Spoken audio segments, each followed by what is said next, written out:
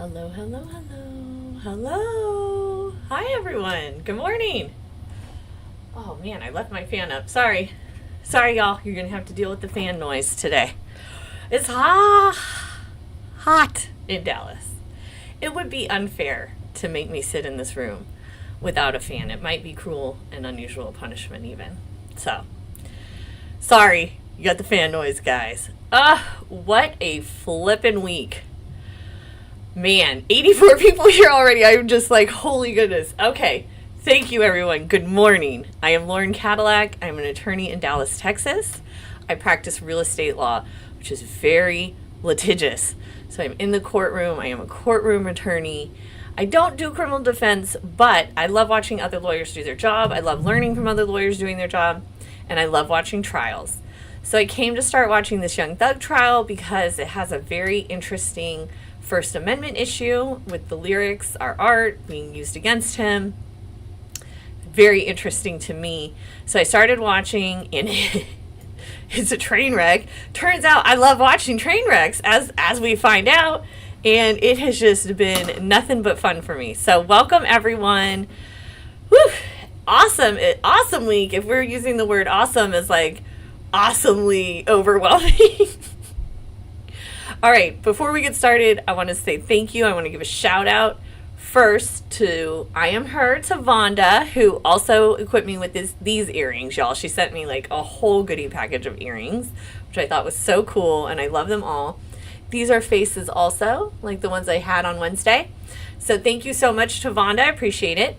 I want to thank all of my moderators. I appreciate you so much. Thank you for volunteering. All of my members, my goodness, I can't believe I have actual members, like physical evidence that I'm kind of cool to show my children. So thank you for that. Thank you so much. Thank you for everyone who's hit like and subscribe. And a special shout out to Belen. Thank you for this beautiful necklace. She went on vacation, y'all. She was gone for an entire week. It was like the hardest week of my life to live without Belen.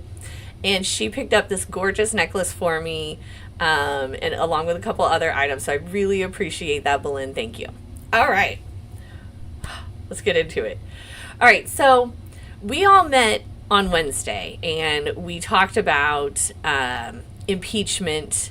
We watched their live Wednesday, but there was a portion of Wednesday that we didn't watch together that happened before we came together, where Miss Saint Nikki Hilton, patron saint of courtroom patience. And I'm going to find a candle, and we're going to make the candle, and we're going to put Saint Nikki Hilton, patron saint of courtroom patience, the woman who has yet to assault Miss Love. And congratulations to her. I was even thinking as I was driving to the gym this morning, I was like, I should send Nikki Hilton an email and just congratulate her for her patience and for not lashing out with all that workplace hostility she's having to deal with. So she, however, upset me because she keeps talking about, and I know you guys heard it, I'm going to play a video. What did she say? So she wants to bring in this hearsay as, and I quote, effect on the listener. And I don't know if this has ever happened to y'all. I do have free merch at the office. Oh, before we get into the content, August 13th, I am going to be in Atlanta, and we are going to do, if there's court, we're going to meet at the courthouse after lunch and watch the trial. And then there's going to be a meet and greet in the evening. No matter what, there's going to be a meet and greet in the evening. At the meet and greet, I'm bringing a ton of Cadillac Law goodies. Okay, talking pens, notepads, magnets, I got a whole box just full of swag for you guys. So if you come to the meet and greet, you're going to get some free Cadillac Law stuff. If you send me earrings, you're going to get a handwritten thank you note with a Cadillac Law magnet in it, okay? That's what Miss Tavana got. Thank you, Tavana. Love the earrings. Okay. So, August 13th, y'all write that down. August 13th. I don't have the details for the meet and greet settled yet. My busy season is property tax protest season because I do property tax protests. That begins in April, mid-April, and ends around 4th of July. So July 3rd is my big day. I have like over 100 properties and going and presenting. So it's like a lot of work leading up to that. And quite frankly, I just don't have the mental capacity to do that and create the settings for our meet and greet.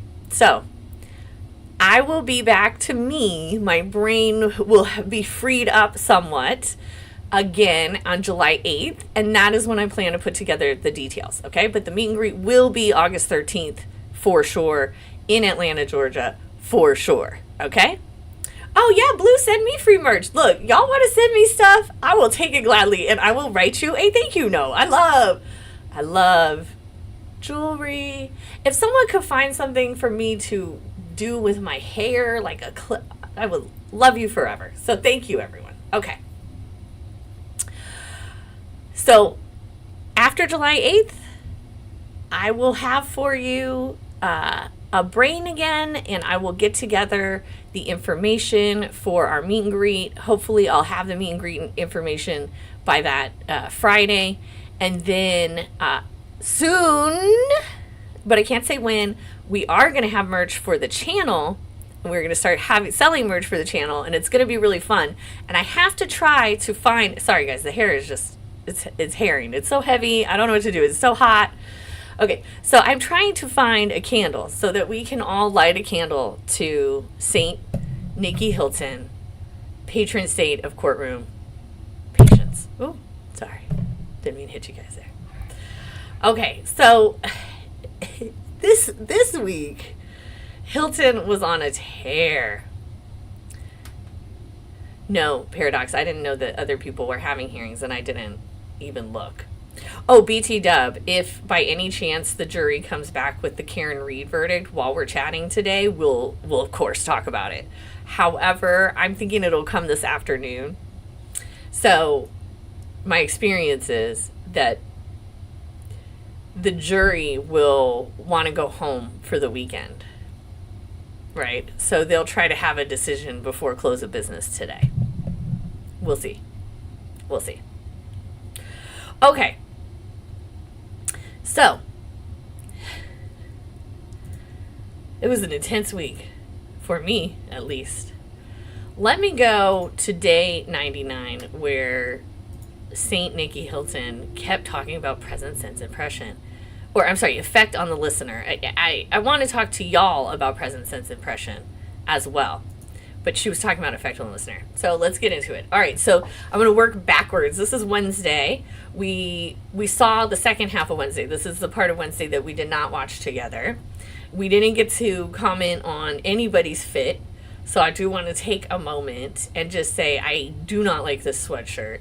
I don't know if I've told you guys, but brown is not exactly my favorite color. I really don't like it. I like brown, like when I'm hiking, I like to see the dirt is brown. But like, I don't like the color brown on clothing, and I just don't like this sweatshirt, this hoodie at all. But it's a non-jury day, and so I understand that you would want to be comfortable. Who looked really fly on Wednesday is Grandpa, YSL Grandpa, right here, with the green on green. Okay, I was like, okay, Grandpa, okay, loving it. Grandpa was standing in for Quay because Bruce Harvey and his crew weren't there. And they have a little discussion about it. Here we go. Okay, easy. Oh, let me turn this up. Mr. Kendrick, Mr. Weinstein, Okay. Good morning. By the way, I love the turtleneck look. I particularly love it when men wear blazers with the turtleneck. I love that look. It's so stylish. I tell my man all the time he would look so good in that. But it is too hot here in Dallas to be wearing some clothes like that. So, Mr. Huey and Mr. Matthews, Senior, good morning. All right, Mr. Nichols and who?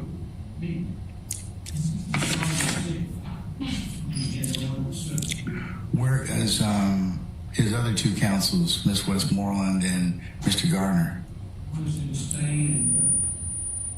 What's Spain? Spain? Okay, all right. Mr. Nichols, do you have any objection? if this guy gets out of jail, he must play Beast Boy in the live action. Oh gosh. Come on, I always forget their name. They're so funny. Like the Justice League's younger cousin. Dang, I can't believe I forgot the name. Anyhow, he's got to play Beast Boy. Dude looks just like him. I saw someone in here saying, am I seeing your comments? Oh, Shelly, you're in green because you're now a member. So congratulations, thank you, and welcome. Oh, oops. Oh. To Mr. Box. Hold on. For filling in for today in this role. Okay, here we go. Sorry, everyone. We're back. Oh my gosh, come on. Teen Titans, thank you. To me, Teen Titans needs this man. They need him. I need a live action Teen Titans. I think they did make one on TV, but I want them to make the Teen Titans Go, like the funny one, not the serious one. Okay. All right, we'll get back into it. Okay, have they discussed this with you? They being Mr. Harvey, Mr. Garner, or Miss Westmoreland? Okay, and you're okay with Mr. Bonds representing you today for the purposes of this particular hearing? All right. Okay. All right. Mr. Ryan and Misty Williams. Good morning, madam. All right. Mr. Smith, Mr. House. Okay, seeing YSL IP right here, Weinstein, makes me remember that we are going to today get into the Supreme Court's response to his emergency motion that he made last week, that we went over line by line last week. They responded, and we'll get into that here in a minute. But first, I wanted to talk about effect on the listener and then also present sense impression, okay? Because I feel like Saint Nikki Hilton is getting these confused and she's overusing them. I think she's using them incorrectly. All right, so here we go. Miss Knight, Miss Hilton, Mr. Atkins, and Mr. Brown, good morning. All right. Ugh. You're right, the mics were bad this day. Let's see if we can get straight into Nikki. Audio, visual interview on it. But my objection to that is that it contains items of hearsay. It infringes upon our ability to confront the witnesses who he says he's hearing that information from. It involves some speculation. And it also lacks foundation. What I mean by that is Mr. Copeland has been testifying on direct.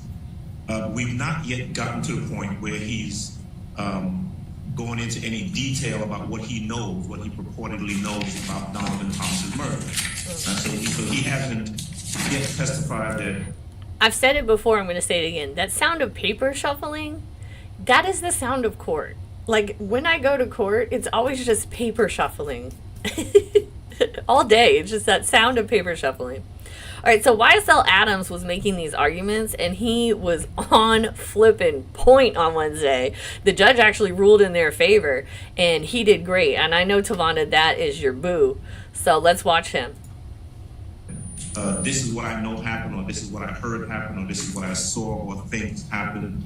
This person was involved, this person was in a car. And that's my example, but we haven't gotten into those details as of yet.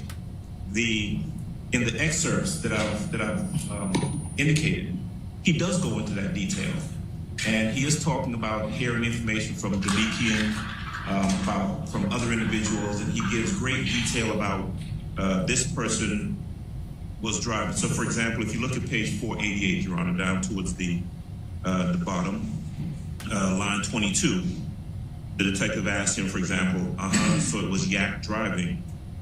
Shannon with the AK, Nard with the pistol, and Doo-Wop with a pistol. And going over onto the next page, Mr. Copeland says, nah, I don't think Doo-Wop had no pistol. So he's going into, and I'm sorry, if you go down a little bit more to line 6, where he says, yeah, I just know Yak. They said Yak was the driver. So obviously when he says they said, right, he's referencing hearsay, but he's going into great detail. My problem is that they haven't asked him any of that yet. And if their reason for wanting this particular portion of the audiovisual interview played is that it is impeachment by contradiction. Well, he hasn't said anything yet about any detail. To be contradicted. Contradiction. Okay, so I was thinking about this on the drive this morning. In my impeachment video from Wednesday, I'm like, all impeachment is contradiction, so I don't understand why they're making a distinction. But that might be because I don't practice in Georgia. In Georgia, they might make distinctions about different, they call this type of impeachment, this type. We just call it impeachment, right? We also call voir dire, we call it voir dire, right? So we be talking different out here in Texas. So maybe they have parsed out the types of impeachment. So if you're interested in impeachment, go to Wednesday's video because we did talk about it. And what Adams is saying is, I understand that she wants to use this as impeachment, but first, he hasn't testified to anything for her to impeach him on this subject matter. And secondly, this is all hearsay. I did a video about hearsay a few weeks ago, and we talked about hearsay and hearsay exceptions, and they said is hearsay, period. These are out-of-court statements, and in this case, they're being used for the truth of the matter asserted because they're trying, the truth of the matter asserted is that Shannon was in the car with an AK, Yak was driving the car, and other people were there with guns. All right? So here, let's get back into it. Haven't laid the foundation. This is kind of something you addressed on yesterday. Yes. They haven't laid the foundation by asking him any questions so that they can now go into it and just carte blanche play what he says. Because what happens then, if you allow this, is they're playing the video and essentially the testimony is coming out based on this audiovisual interview as opposed to him testifying about it and either admitting or denying that this is what he knows. So my objection would be foundation, first and foremost. Okay. And then the other things that I've indicated, hearsay, inability to confront the witnesses that he says he gets this information from, who would be, I think they're going to say these are co-conspirator statements, right? Tamika Garlington, for example, he's a co-defendant. We can't call him in cross. And then finally, that some of his testimony, some of his statements here is speculation. So that's my objection. Okay. Okay. Ms. Hilton? Yes, Your Honor. Okay, so you see how organized that was? He, said this is the issue, he described it, and then he recapped, these are the reasons for my objection. His speaking of the objection mimics what he would write in a motion. Like the way our legal motions are written, he spoke his objection that way. He argued his objection that way. So it's really nice to watch an attorney who is that good at being clear and concise and speaking the way a motion is written. It is really nice. It's really great to hear him. All right, so now Hilton is going to get up and make her arguments. And Lord, I hope this is where she talks about effect on listener, because I got a whole thing to talk to you guys about. I did some research this morning so I could make sure I was right. Have you ever had it happen where, maybe you say we're, or well, let's say were, and you're like were, and then it sounds really funny, and then you're like W-E-R-E, were, we-er-e, and then you're like, do I really spell it that way? I started having that problem listening to St. Nikki Hilton's responses about effect on the listener. I was like, am I wrong? Do I misunderstand effect on the listener? Like, I just don't think what she's saying is what it is. But she said it so many damn times at this point, I'm starting to think maybe I'm incorrect. I went back. I am not incorrect. It's just that she's starting to wear me down. So first, I want to start with the foundational argument that we have not asked Mr. Copeland about the night Donovan Thomas was killed. We did, in fact, ask Mr. Copeland about that. Your Honor, when I had Ask him about the guns, who was in the car? We did. So, Your Honor, on June 13th, we actually asked this series of questions. One thing I want to know is, how does she have the record already? Like, she has what she said in June 13th. So, like, how did she get that from the court reporter already? It's hard to get a record. It takes time. This is all in relation to the night that Nutt was killed.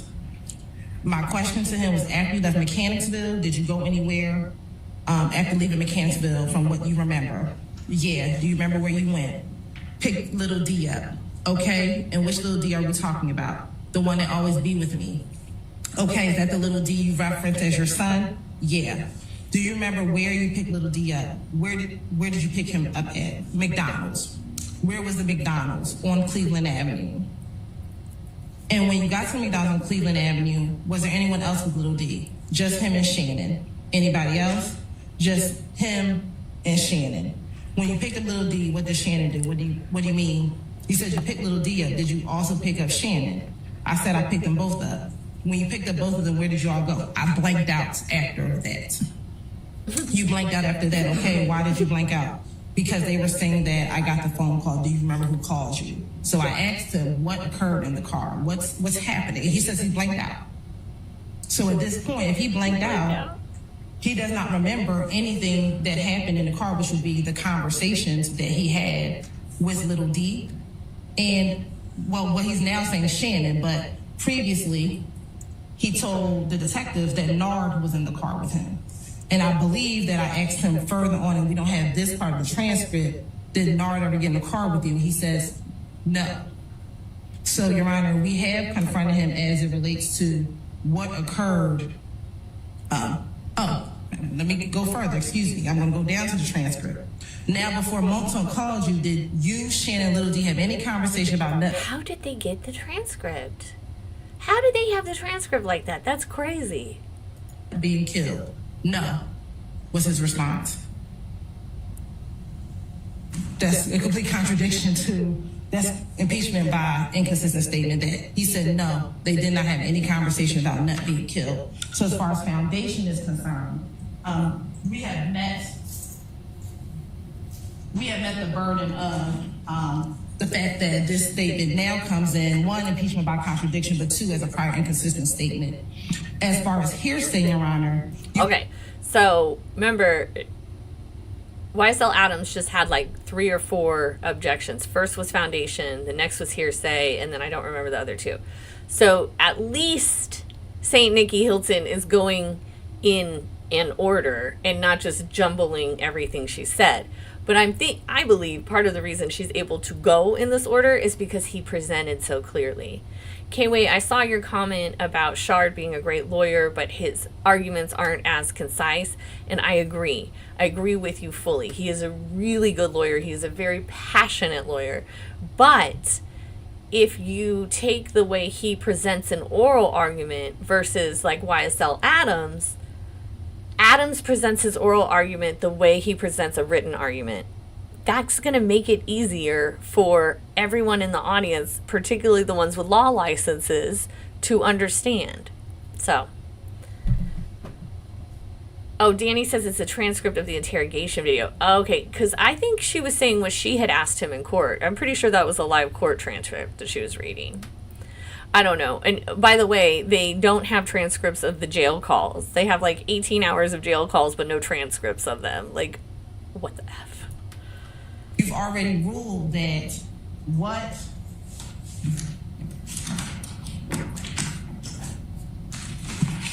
Demekian told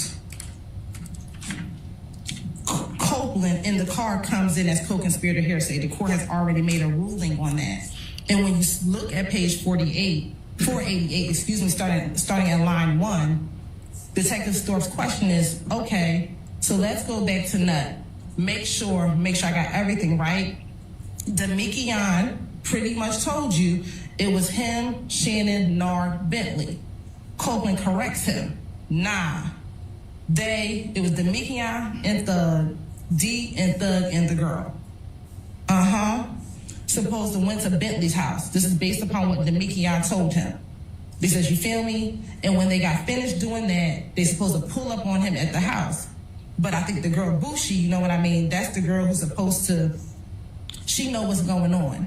You know what I mean? This is the girl Shannon turned against me. You remember they came and shot at us while I was in the car? this is the girl who I thought told them that I was at the hotel with them. He's now referencing what he told the detectives about, I believe in the January 28th interview. He's now referencing what he told the detectives in January 28th about Bushi potentially setting up him getting shot at on the highway. And then detectives says, right? One thing I've noticed is that unlike Adams, when St. Nicky Hilton does these arguments, I get totally lost. I hear like 4 of her sentences and they all like, and I just go, huh? And it's not the first time. This particular morning, day 99, again and again, I was like, what? What did she just even say? Like, what is she even talking about? And I don't know if it's because I start to space out, because it's like, no, it's because she doesn't make sense. Adams follows this clear outline. Nicky Hilton over here is just, ooh. It's very clear in a courtroom which works better. Then Thorpe says, so it was Yak driving, Shannon with the AK, Nar with a pistol, and Doo-Wop with a pistol? He says, nah, I don't think Doo-Wop had no pistol. Okay, right, but you just know what seats, how everybody was sitting in the car. All you know is Yak was driving. Yeah, I just know Yak. They said Yak was the driver. Again, talking about what Demikian. Because he said, if that's based on what Demikian told you, yeah. Little D, okay. Did they say that anybody else or just in y'all circle? He says, nah, like I told people, you did? Because I just wanted somebody to believe that I ain't do it. Yeah, I told Big Boo who did it. Like, shit, boy, goddamn, they did. You know what I mean? I never know what was going to happen. Maybe I don't understand her because she's reading, like, Woody's words, and, you know, I don't understand half of what Woody's saying. And also, Woody is lying, and when you lie, you, like, fill a lot of gaps with words like, yeah, you know, you fill the gap with an or a like or a yeah or a so that you can use your brain to think of the next piece of the lie. So maybe that's why I don't understand her. It's like, don't say nothing. Him telling what he told Big Blue. They continue on, but I think if y'all, and it's indiscernible, but I think he's saying that Shannon told New Baby. I know Shannon too much. I think Shannon told New Baby herself. You feel me? And New Baby's his girl? Yeah, New Baby. So you know what I mean? Because the story came out, though. 2 people said it. What? That Shannon and them killed him. You feel me? Like Bentley's girlfriend is okay, hold on. 2 people said it. Hearsay. And this is Woody saying this out of court. So this is hearsay and hearsay. This is double hearsay. Okay? Because out of court, he's saying what someone said. Yes, his baby mama's nut sister. And you know what? You know what she told him? What? How could you be around him and he's supposed to kill my brother? And Bentley said, if you feel like he killed your brother, just let me know. One call and it's on. That's why me and Bentley fell out. You know what I mean? So again, he's offering that comment to say this is why him and Bentley fell out. Then he says, you know what I mean? Like, you don't let nobody tell you no shit like that. Nigga, you know I ain't had nothing to do with that nigga getting killed. Detective Thorpe says, I'm gonna make a phone call. Detective Thorpe actually leaves the room. And then Kenneth Copeland continues to say, you feel me? So when I tell Bentley that, bro, you sitting around here telling this girl if she want me dead, just say it. And they going, you know what I mean? So I believe you when you saying it. They would have killed me to get it off of him. And then he goes on and say, I told Thug that. And Thug was like, nah, he's just trying to throw her off. You know what I mean? Hell no, I ain't going for it. So, Your Honor, the hearsay portion that defense counsel is... I'm sorry, guys. I don't understand what the fuck any of that meant. What? First of all, they use the word they too many times. I can't with pronouns. Like, I can't follow it. Who's they? So... Woody said that Nut's sister's baby daddy is his friend, and now he's afraid of somebody. I don't know. And I agree with whoever put in the comments that she does this to kind of like confuse people. I agree with you. I think she does actually talk a bit in circles so that she can win. Yeah. I just don't know. Saint Nikki is not comfortable quoting the Woody language. I don't know. She seems a little too comfortable with some of them words, y'all. Like, I don't understand. I don't understand. And also, I have no idea what was said. And K-Way said, this huge book is the transcript of the videos. This is giant. This is like bigger than War and Peace. Okay? This is like one of the biggest books I've ever seen. That contains the video transcripts. But y'all didn't get transcripts on the freaking phone calls? You didn't transcribe phone calls? Like, oh, what? After getting into this, I start seeing now stuff about Fulton County. That place is bass-ackwards, man. It is bass-ackwards. They are doing some crazy ish out there in Fulton County. My God. This hearsay is not. It is the co-conspirator statement of Demikion Garlington when he told Mr. Copeland what happened the night of the murder. And we have laid the foundation to introduce that because we've asked Mr. Copeland here in court, what did you all talk about the murder when the three of you got in the car? And he says no. So this is a complete contradiction to that first assertion. So foundationally, it gets to come in as impeachment by a prior inconsistent statement. It is not hearsay because the court has already ruled that what Demikion told Mr. Copeland is a co-conspirator statement. And that really ends on page 4,634. 489. I was close. Line 14. Anything that Demikion told Copeland is from page 488 when Detective Thorpe is trying to clarify what Copeland said Demikion told him, and that goes all the way to page 489, line 12. And Thorpe confirms multiple times, this is based upon what Demikion told you. And he says, yeah. So again, this is the co-conspirator hearsay.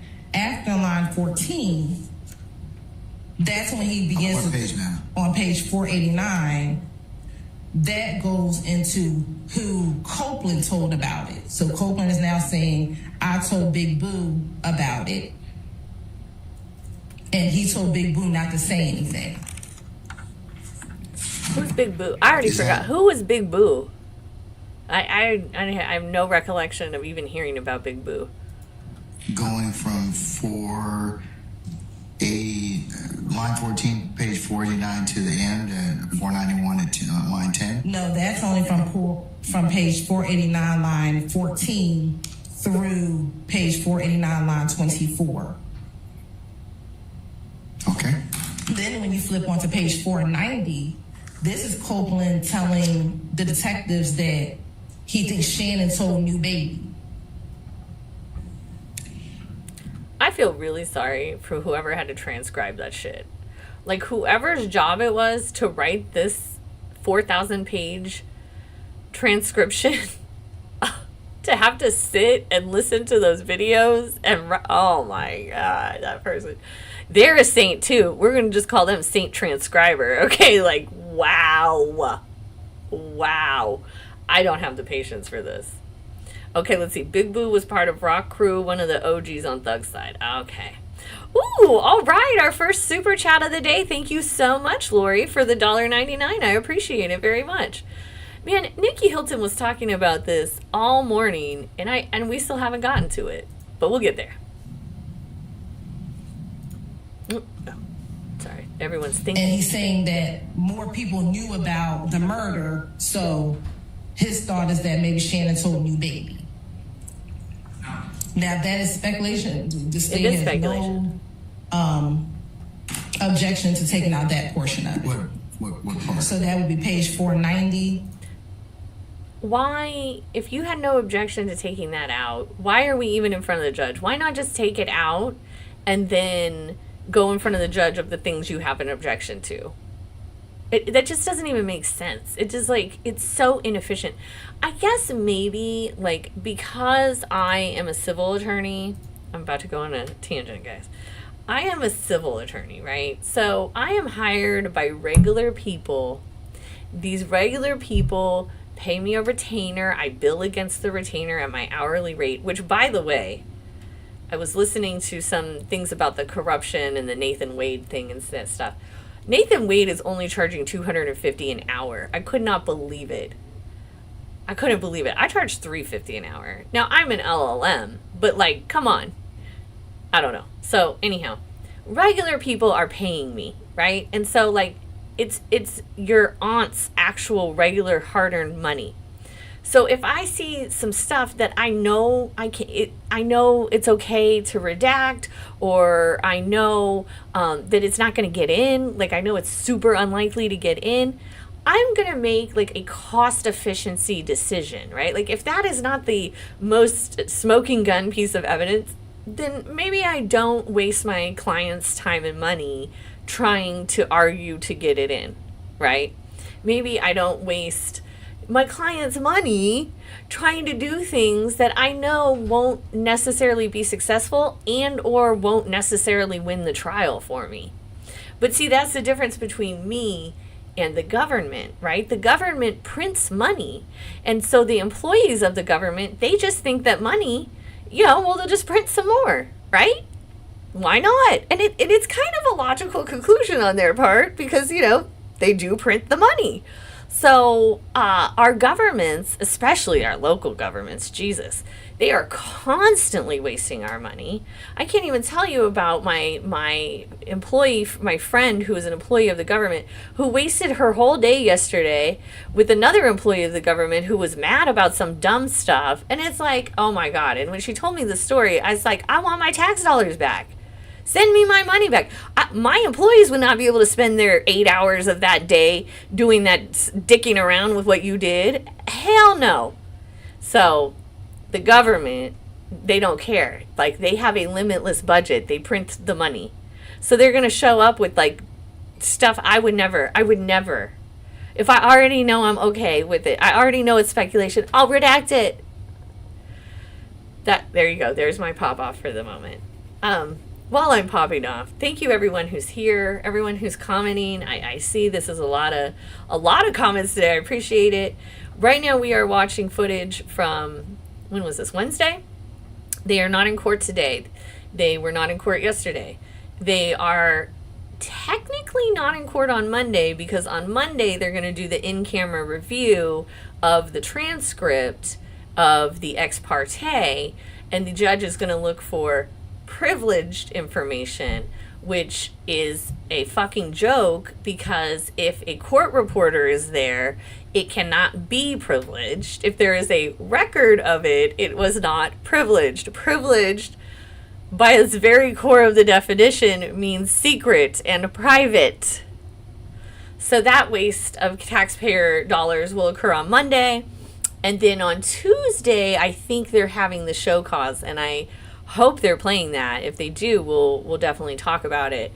And then I think they're off Wednesday, Thursday, Friday for the 4th of July. And I know for a fact the jury doesn't come back till July 8th. And how relieved are they, What's crazy is it's been going on for like 9 months, and we've only had 100 days of presentation. We haven't even had like 3 months and 1 week worth of presentation in a 9-month span. So anyhow, I'm sure the jury is happy to be home right now. Or, well, at their real job or wherever it is they may be. All right, let's get back into Nikki Hilton. Line 1 through 8. All right, And I'll have to get the timestamps for Mr. that. Short, you. Mr. Adams is going to argue irony of this, but But your client, so that's why I wanted to ask you. Okay. Specifically, I'm also arguing that 491 page 491 to what, sir? 490, page 490 lines 1 through 8, as Ms. Hilton just said. Okay. All right. Yeah. Well, I think that she's agreed to redact that as it pertains to your client. Yes, sir. Unlike any other objections that are being lodged, to include the general objection about not playing the videos at all. So, And I'll actually extend that to line 12, Your Honor. 1 to 12? Yes. On page 490? Yes. All right, that can be omitted out. Anybody wish to have any discussion in regards to that particular omission of just 490 to 1, lines 1 through 12? All right, hearing none, those will be edited out. Okay, what else do you have? Then he picks up explaining that He being who? Mr. Copeland picks up stating that at line 15, Of what page? 490, that his baby mama is Nut's sister, referring to. Okay, Justine and Paradox, welcome to Paralegal. Thank you so much for joining the membership. I appreciate it. I'm happy to have you all here. I'm going to skip ahead to see if we can find Nikki Hilton talking about this effect on the listener. Oh, Ava, welcome to Paralegal. Thank you. Congratulations. Man, you guys, welcome. I'm so excited to have you here. Excuse me.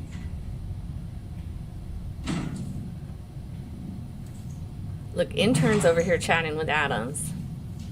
But what preceded, why he was upset that Mr. Bentley would even mention that to his, Mr. Donovan Thompson's sister, and the fact that it upset him so much that he even mentioned it to Thug. Like, why would this co-conspirator say that, and he knows I have nothing to do with this murder? Why would he tell her that he would have me killed, and he knows I have nothing to do with this murder? And so again, it's not being offered for the truth of the matter asserted, but it's being offered for the effect on the listener, being Mr. Copeland, and what he did with that information.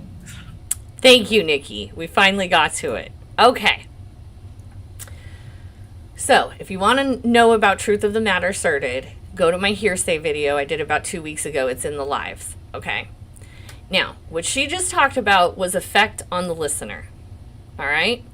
Let me get into, here we go. Let me grab this document. Sorry, guys. I promise you I wouldn't sing to you. But I just, sometimes I just start breaking out into song. Okay, here we go. Effect on the listener's statements are not hearsay as relevant based solely upon the fact said when offered to establish knowledge, notice, or awareness on the part of the listener. Ooh, so many words. All right, so I'm going to skip to this example because it is way easier to understand, okay? Where was it? Okay, here we go. A statement from Harry to John that Sam is the person who keyed John's car is not hearsay when offered as relevant to establish John's motive, and thus relevant to prove that John was the person who slashed Sam's tires. But hearsay when offered to prove that Sam, in fact, keyed John's car. So really, that boils down to truth of the matter asserted, right?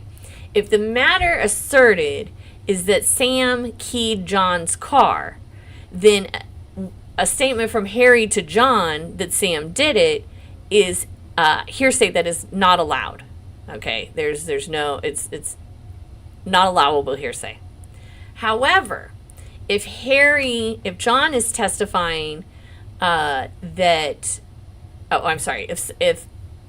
someone is testifying that Harry told John that Sam keyed John's car, and John is on trial for slashing Sam's tires, then that would show the motive John had to slash Sam's tires, and it would be allowed.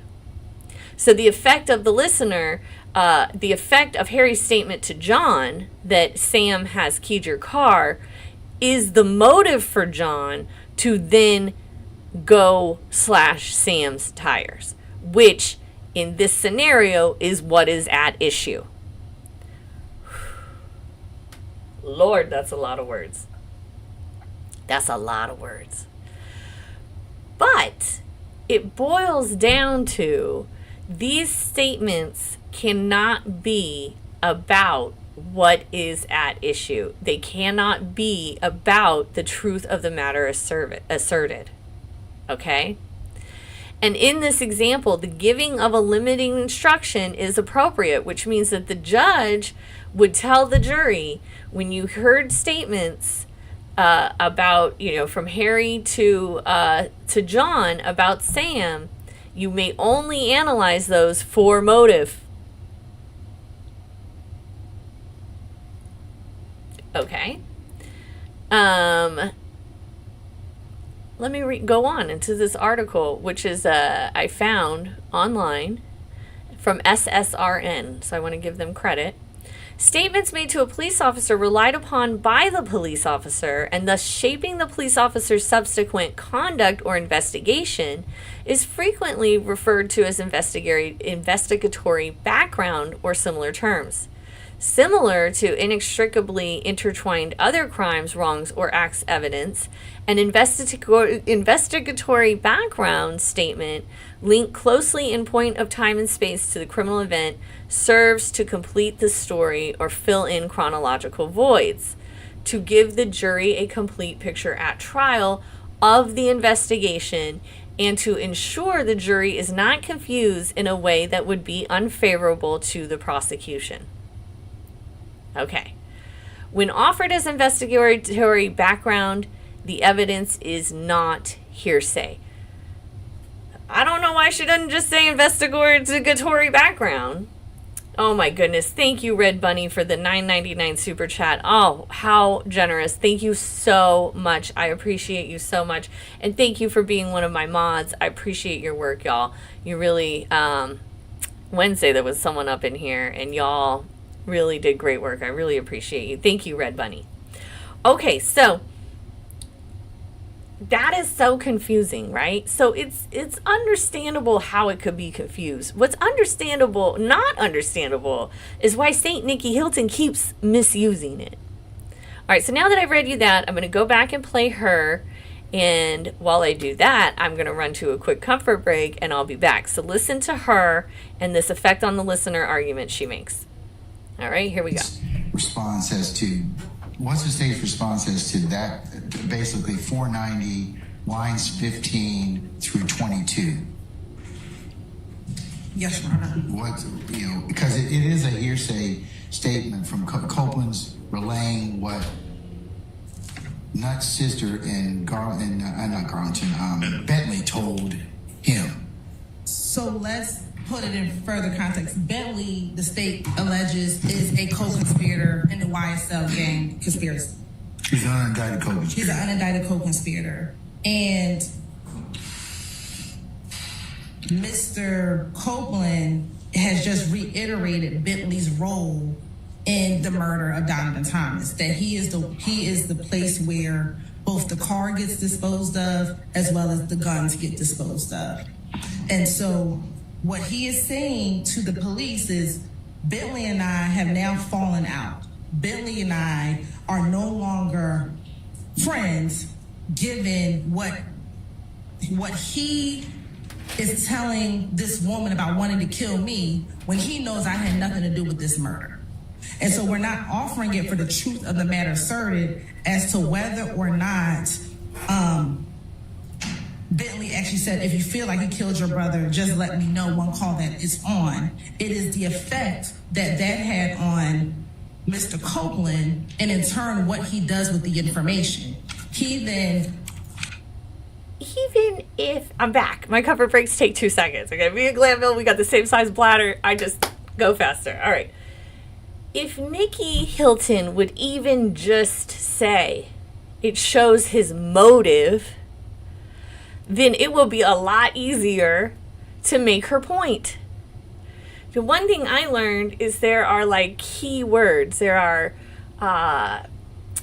if you worked in corporations for a long time, one of their big words was pivot. Everyone's pivot. I'm going to pivot. Ugh. And, there are those type of words. If you use those kind of words, they appeal to your audience.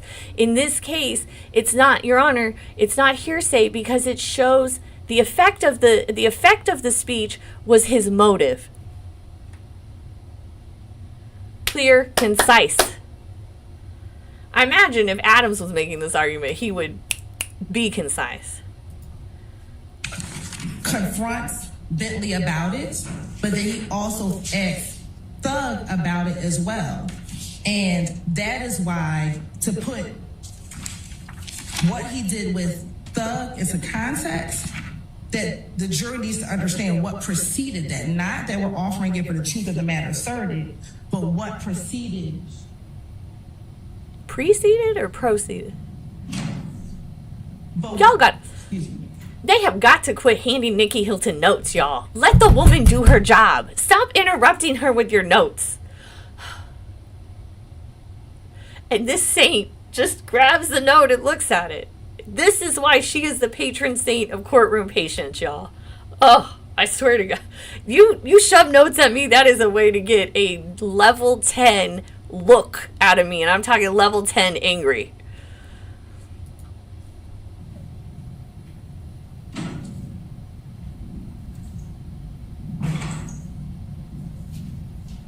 But what preceded why he was upset that Mr. Bentley would even mention that to Mr. Donovan Thompson's sister, and the fact that it upset him so much that he even mentioned it to Thug. Like, why would this co-conspirator say that, and he knows I have nothing to do with this murder? Why would he tell her that he would have me killed, and he knows I have nothing to do with this murder? And so again, it's not being offered for the truth of the matter asserted, but it's being offered for the effect on the listener, being Mr. Copeland, and what he did with that information. So the motive. Just say the motive. She's exhausting. I can't address the foundation issue again, Your Honor, regarding us getting this into evidence. So first things first, Miss Kat, thank you so much for the $2.99 super sticker. I appreciate you so much. Oh, it's your first super on a live. Thank you, Kat. I'm so glad that I could be your first. It's so exciting. Thank you. Sir Copeland told the detectives that Little D told him about the murder once he got into the car. He began speaking about the murder once he got into the car. And then in his initial statement, he said that once Nard got into the car, they stopped talking. And then when Nard got out of the car, when they get to Sky House, they continued the conversation. So when I asked him in direct, was both, did you, Shannon, and Little D have any conversation about Nut being killed? And this is why. See, she has the transcript. She's reading what she asked him in direct. I am shocked. I have never heard of a transcript being handed to either party so quickly. I'm like, holy crap, that's awesome. They're in the car. He said, no. He said, I did not, which is inconsistent and in contradiction to what he told police. What he told police is, in the car, he told me about the murder. He told me about what happened. And so it is, the foundation has been laid for this to be entered. All right, Mr. Adams, you can complete your argument. Okay, because I love you, Tavanda, we're going to watch Mr. Adams complete his argument, and then we're going to end day 99 because we already watched it together on Wednesday. So I thank you for allowing me to hijack you at that point. No, I think I've done.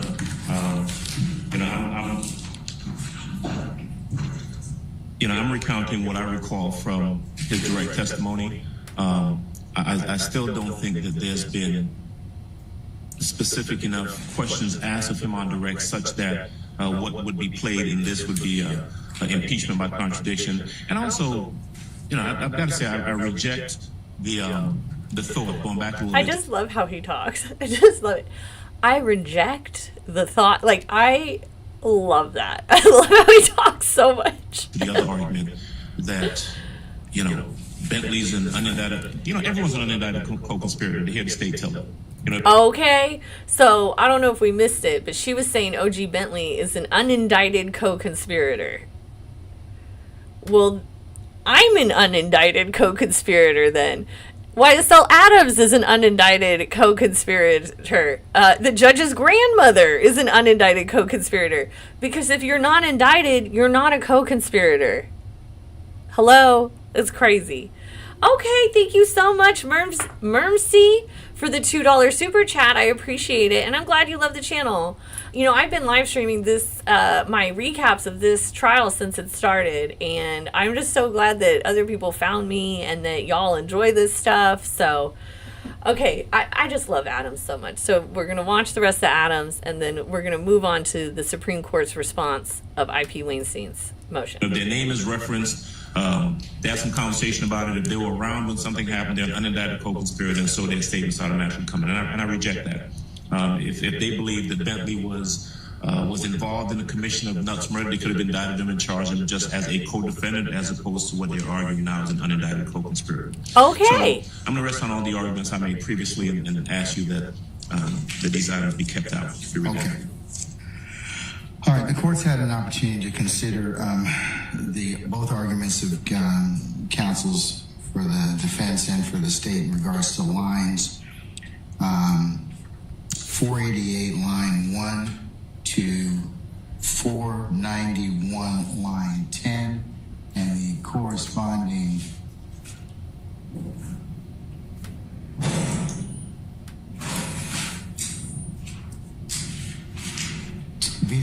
video and audio marks that have been stated for the record already. In this particular period, talks or references where Mr. Copeland poorly talks about Nutt's murder based upon what he heard and what he thinks and what he opines from the defense's perspective, and their basis for their exclusion are hearsay, confrontation, speculation, lacks foundation. Speculation, that was the last The state has responded by saying that they have in fact laid the foundation. They've also indicated that for... What? Is balding white guy passing notes to love? I thought he was a victim here. It looks like he's a participant. A period of this where you have conversations in regards to what Mr. Garlington told Mr. Copeland, that those would be admissible under co-conspirator statements, which the court's ruled upon already. The other basis is prior inconsistent statements. The court is of the opinion that, based upon what the court has heard from direct testimony, that in his direct, he says in pertinent summation that he doesn't remember what happened in the car, or went blank, or worse to that effect.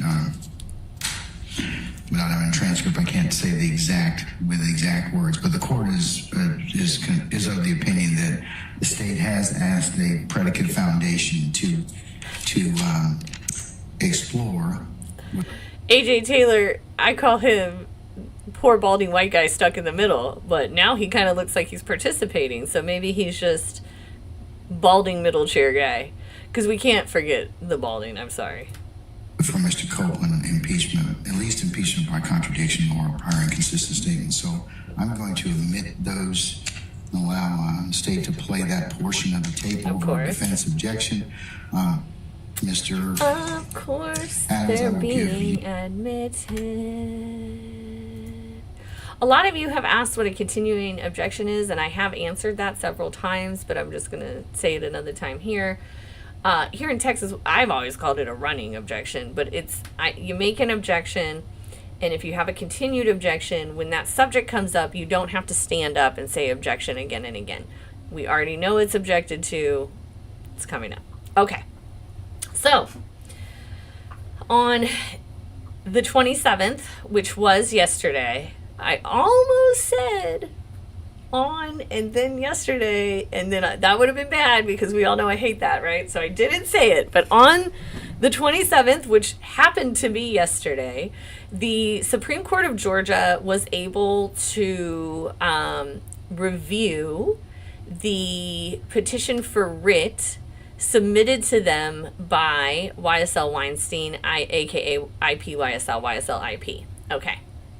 So this is their response, and I thought, since I went through line by line YSL IP's request for writ, I figure we'll go line by line through the response. I haven't read the response, so we're doing this together, fresh and new. Sunday Dollar, thank you so much for the $2.99 super chat. I appreciate you so much. Thank you everyone that's here. Thank you everyone that's hit like, everyone hit subscribe. I appreciate you. Very, very much. Okay, so here we go. The Honorable Supreme Court met pursuant to adjournment, and the following order was passed. This is Diamante Kendrick versus Uriel Glanville, Chief Judge.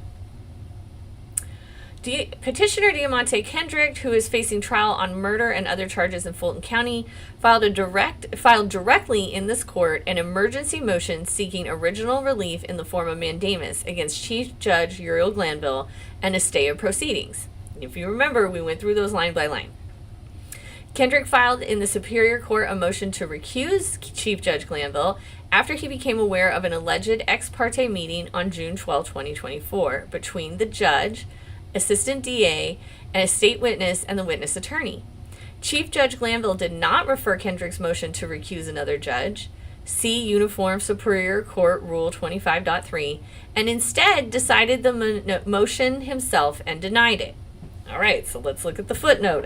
I think we read this rule. When a trial judge is presented with a motion to recuse or to qualify, accompanied by an affidavit, the judge shall cease to act upon the merits of the matter and immediately determine the timeliness of the motion, make a determination, assuming facts and evidence, whether recusal will be warranted.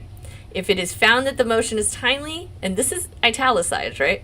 Affidavit is sufficient and recusal would be authorized if some or all the facts set forth in the affidavit are true. Another judge shall be assigned. Shall, remember we talked about that. It's not a choice.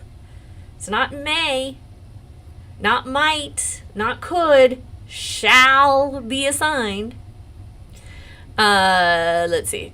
Shall be assigned to hear the motion to recuse. Hold on. That's page 3. I'm going to page 2. The motion shall stand denied automatically. The trial shall not otherwise oppose the motion. In reviewing the motion to recuse, the judge shall be guided by Canon 3E of the Georgia Code of Judicial Conduct. Okay. Oof.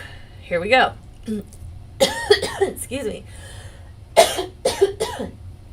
In his emergency motion, Kendrick does not seek appellate review of the order denying his motion to recuse. Instead, he seeks original relief from this court against Chief Judge, asserting that any effort to file a petition for writ of mandamus in Superior Court would result in frustration and lack of action, because such a petition would go to Chief Judge Glanville. And so he has no other option than forward to the Supreme Court to exercise discretion in his claims. By way of relief, Kendrick requests that this court direct Chief Judge Glanville to adhere to Georgia Superior Court Rule 25.3 and assign his motion to recuse an unbiased judge for hearing, that the court stay the trial proceedings pending resolution of the motion to recuse, and that the court order Chief Glanville to produce an unredacted transcript of the secret ex parte meeting.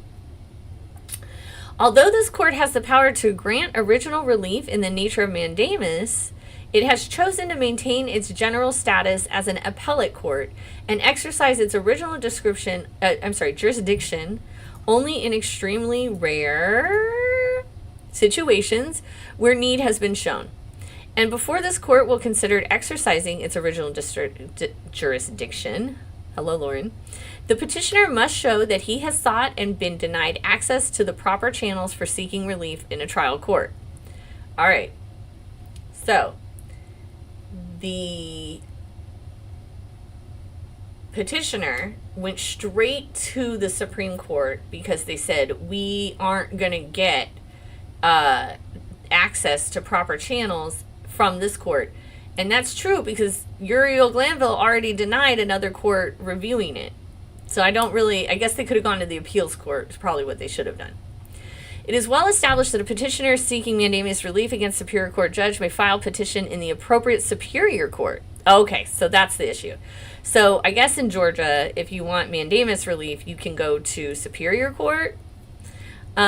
Being the respondent, the Superior Court judge will disqualify. Another Superior Court judge will be appointed to hear and determine the matter, and the final decision may be appealed to the appropriate appeal court. Okay, so the Supreme Court is saying, look, like, we know you think it's going to die, but the real procedure here is to request your mandamus with a different Superior Court judge to review it.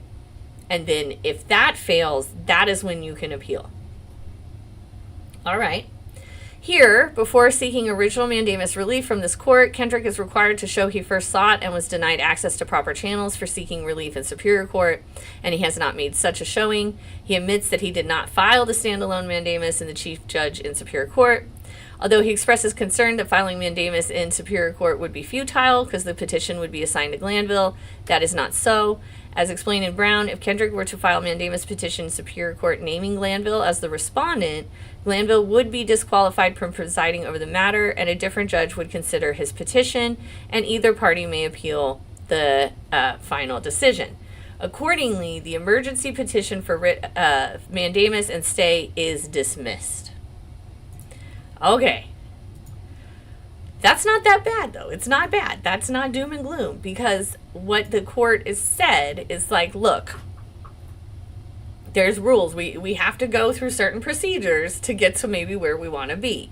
So if y'all want to have us, the Supreme Court, review this, first you have to go file the mandamus inside the Superior Court. And since Glanville will be the respondent, since Glanville will be a party on that filing, he will not be assigned that file. I think that's fair, and I think that's true. So my thought is that Weinstein's next step is to rewrite the petition and write it in a way, or rewrite the writ, the mandamus writ, in a way that it becomes a petition to file in Superior Court and have a judge assigned to review it. Okay. Now, it is technically a loss for Weinstein, but it isn't a bad loss. It's a good loss. It's a loss that said, all right, go do this, this, and this, and then we'll hear you. The other issue that is completely unrelated is the YSL Steel not impeachment, sorry. All the words. Oh, there's so many. Okay. The YSL Steel contempt. Now, if you recall, Glanville was judge and juror, and he held Steele in contempt, and he sentenced Steele to 20 days of court time for said contempt. Now, Steele did an emergency petition to the appeals court.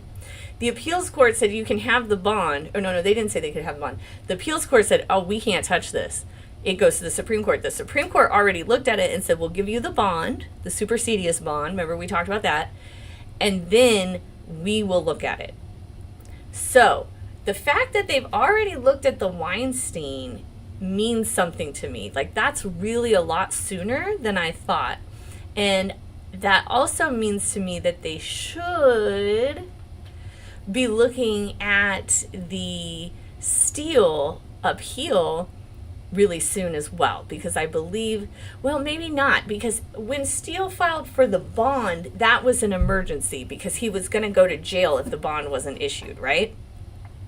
But now that the bond has been issued, Steele is not going to jail. There's really no more emergency. His rights aren't like on the line, right? It's not like a crisis like it was before. So maybe the Georgia Supreme Court won't review it immediately. Maybe they'll take a really long time. I mean, I really am not sure what their docket looks like. I am really surprised that they reviewed the Weinstein writ as soon as they did. That's amazing. So what I think now, my thought of how things will proceed is constantly changing, right? So now I'm thinking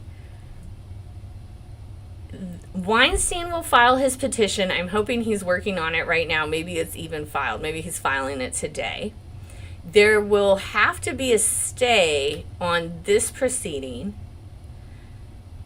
and then another judge will hear the mandamus on Weinstein's. Maybe that'll happen in the next 30 days. I don't know. Steele's, however, I think his Supreme Court, the appeal that's up with them, probably will not be reviewed for a number of months. So now, where I was kind of like, ooh, will there be a trial in August? Now I think maybe there will be a trial in August. All right. Maybe there will be. It's starting to look more and more like there will be, because I think that the Supreme Court has made rulings, their major rulings, and I think it's going to be a while before they have any kind of more rulings on the Brian Steele. So, they said the court transcript should not be redacted. Well, okay, so it shouldn't be redacted. That's true. So let's talk about that. Tomorrow, or no, not tomorrow. Oh my God, y'all. Ugh.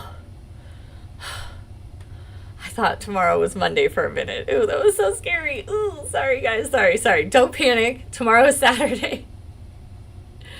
Okay. Oh, the Karen Reed jury is out. Ooh. There's no way they could be hung already. If I was the judge, I would send them back. I would say no. Fourth day of deliberation. No, I don't think they're hung yet. Let me tell you, if I was the judge and they came back as like, oh, we can't come to a decision, I'd be like, you've been back for 3 days. You heard 30 days worth of evidence. Go back and try again. Okay, like, no. When they had that, oh God, what was his name? Alec Murdaugh, but his real name was Alex Murdaugh. I don't know why they said it all funny. His jury deliberated for like 8 minutes. It felt like it was nothing.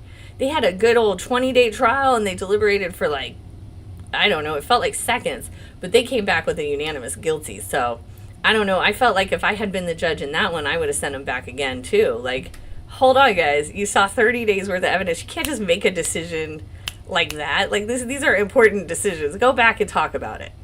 Okay.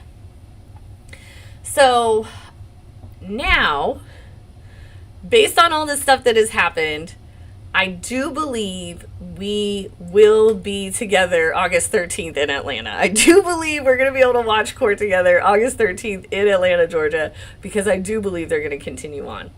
This Monday, they're going to have the in-camera review. I've described that to you, what an in-camera review is. That is where the judge is like a camera, looks at a snapshot, and then makes decisions accordingly. So that's outside the presence of the jury, and it's outside the presence of the defendants, but in this case, it will be in the presence of counsel. And at that in-camera review, the judge is going to determine which pieces of the transcript will be allowed. Now, hopefully, he'll see this letter, and he'll hand over the whole transcript.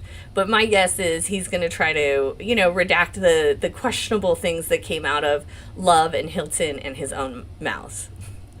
Because if questionable things hadn't come out of their mouths, he wouldn't have freaked out about having the meeting, and he wouldn't have held Steele in contempt.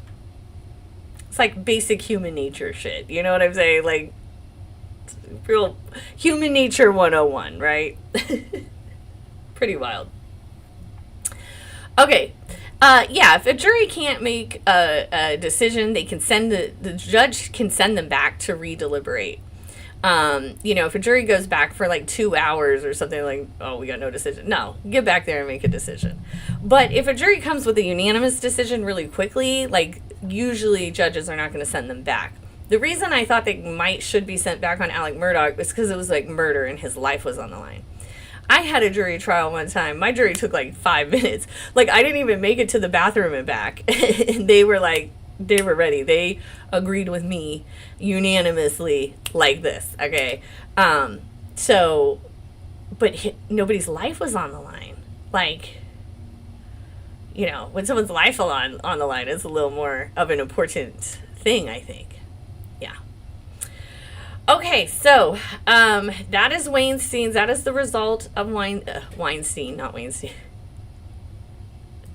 I'm just like having trouble with words today. What is going on?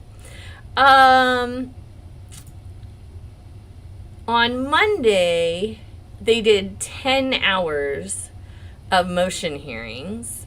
And if I'm honest, they did like 2 hours worth of work.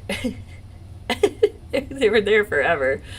Most of the day was shard though. So let's recap Monday real quick. We'll do Monday, Tuesday. We already did Wednesday. Oh no, do we want to work backwards? You want to do Tuesday, then Monday? Let's do that. We'll go backwards. Tuesday, then Monday.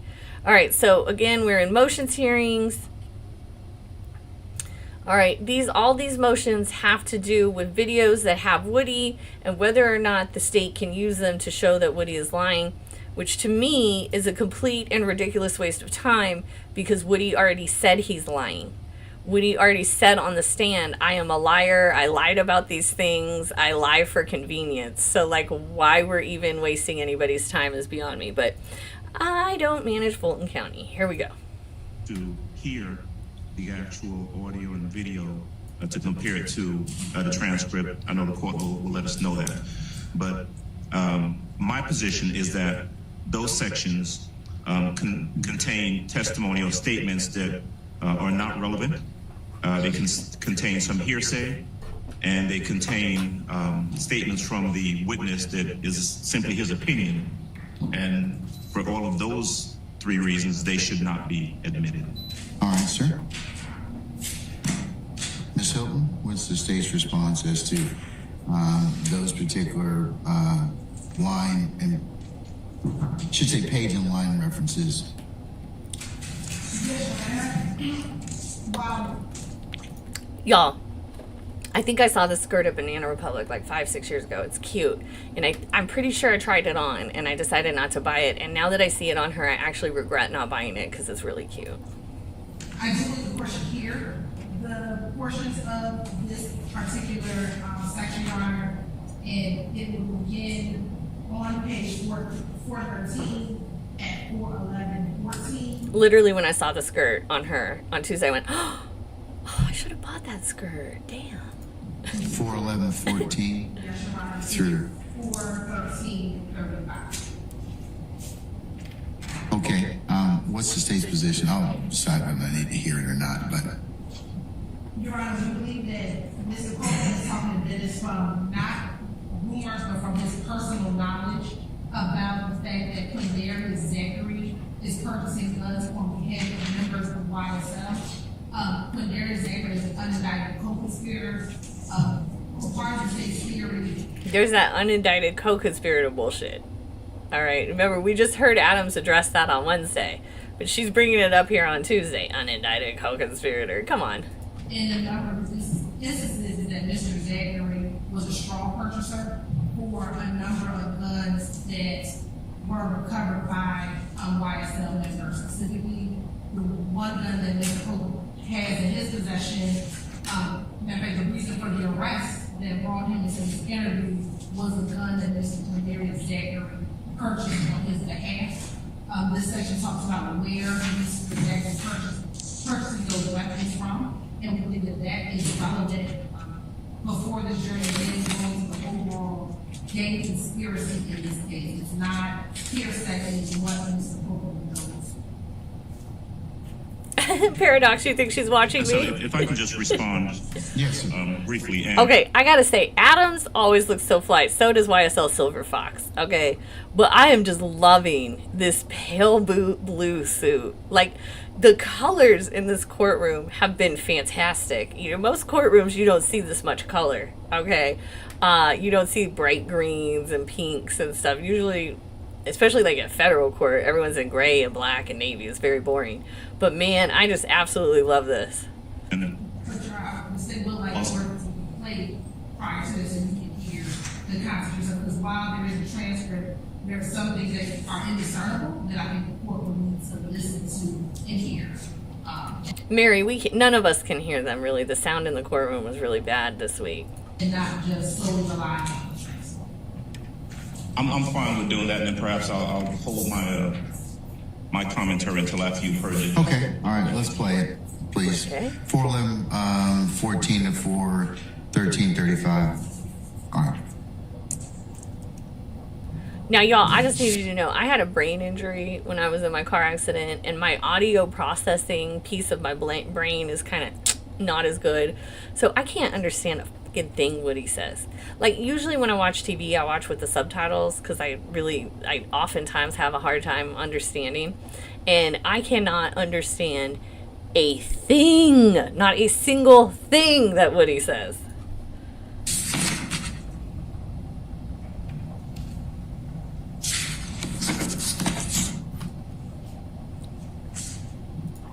Say Kennedy.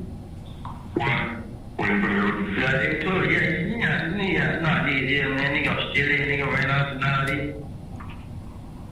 So they give it a D. So why would D give it? The D has a gun in the AK still against it. Really? Look, I can't even understand. I can't understand anything they're saying. I can't. And in the course of these few days, there were several times where nobody could understand what he was saying, except Saint Nikki Hilton, patron saint of courtroom patience, who happens to also have the world's best hearing. Unbelievable how well she's able to interpret mumbling. Amazing. I guess they call that like government hearing or something. I don't know. Williams said, I met him at the studio. I was kind of like a fan. What this portion of what Mr. Copeland tells the detectives back in 2015 is that this relationship kind of grew. It grew from possibly him being the person who facilitated giving him drugs. Giving him drugs. Nobody gives people drugs. You sell drugs. Give. To a more developed relationship, which was not just a fan. We have pictures of... Well, I mean, he was also his dealer. Hello. Of Mr. Copeland and Mr. Williams at each other's homes, or it looks like at their homes or respective places where they live. We have Mr. Copeland and Mr. Williams on tour together. And this evidence about the development of their relationship is relevant as far as But character. haven't you gotten testimony about that already from the witness? No, because he made it seem as though it wasn't a very close relationship. What he said is, I met Mr. Williams at the studio, and I was a fan of his. Okay, well, how do you justify? I'm sorry, hijacking it. How do you justify then talking about him being purportedly Mr. Williams' go-between to acquire, illicit drugs? So, Your Honor, again, we have charged in this indictment the fact that the members of YSL possess and sell and distribute narcotics. So this talks about that relationship. So this is relevant. This is already in the indictment. This is in the preamble of our indictment, Your Honor. Additionally, Your Honor, citing to two cases, Anderson v. State, 337 Georgia App 739, which is a 2016 case, as well as Moore v. State, which is 295 Georgia 709, which is a 2014 case. Your Honor. The judge is always making these long sighs into his microphone. When he's not coughing in the mic, he's always like... Okay. In both of those cases, it talks about relevant evidence as well as that evidence which incidentally places an individual's character into evidence. Your Honor, here in this case, y'all, can you see Adams? Do you see Adams right here, just sitting here? Look at him listen to her, and he's contemplating his counter argument. He's contemplating his argument and what points that she's making that I know I need to counter. Has already been testimony of Mr. Williams being stopped in a car with drugs. So this information with... I'm sorry, wasn't it the testimony that it was like 1 gram of marijuana or something? I don't remember hearing about more than... Oh, didn't they say someone had 17 grams? Not even like a full ounce or something? I don't know. It's not a lot of dope, though. In 2017, I believe he was also stopped with marijuana inside that same vehicle. So this information about Copeland talking about Mr. Williams and how he met him is not anything that is more substantially outweighed by its prejudicial effect, because there's already evidence before this jury. Then it's cumulative. About Mr. Williams being stopped with drugs in his car. He's being stopped with guns inside the car. So the fact that Mr. Copeland is talking about this is how they met is not substantially prejudicial, and it is relevant to talk about the development of their relationship from being, whether it was his supplier of drugs, to a more developed friendship which is more than what the witness indicated on the stand. And furthermore, Your Honor, I believe in opening statements, Mr. Steele, when talking about the relationship of Copeland and Mr. Williams, tried to distance Mr. Copeland from Mr. Williams. And I believe in opening statement, Mr. Steele tried to assert that Copeland was more friends with Demekion Garlington, in which they are friends, but really tried to distance what Mr. Copeland's relationship was with Mr. Williams. So I believe that the jury understanding the development of their relationship is important to assess whether or not they find what Mr. Copeland is saying in his 2015 interview credible. How? Hold on. We're going to let Keith go in a minute here, okay? Keith, YSL Adams is going to have his moment, especially for us. But how the hell does the development of their relationship have any relevance to anything indicted or at hand in this case at all? Can someone help me? Anyone? They are grasping at straws, y'all. And they have been. You know, a lot of folks have said in the chat and everything, like, this is a hearsay case. And it is. It is so circumstantial. It is so hearsay. It is so pathetic. I would imagine, well, I can tell you, if I were pursuing a very famous person, if I was going to charge a very famous person with a crime, I would make sure I had a rock solid case with physical, tangible evidence.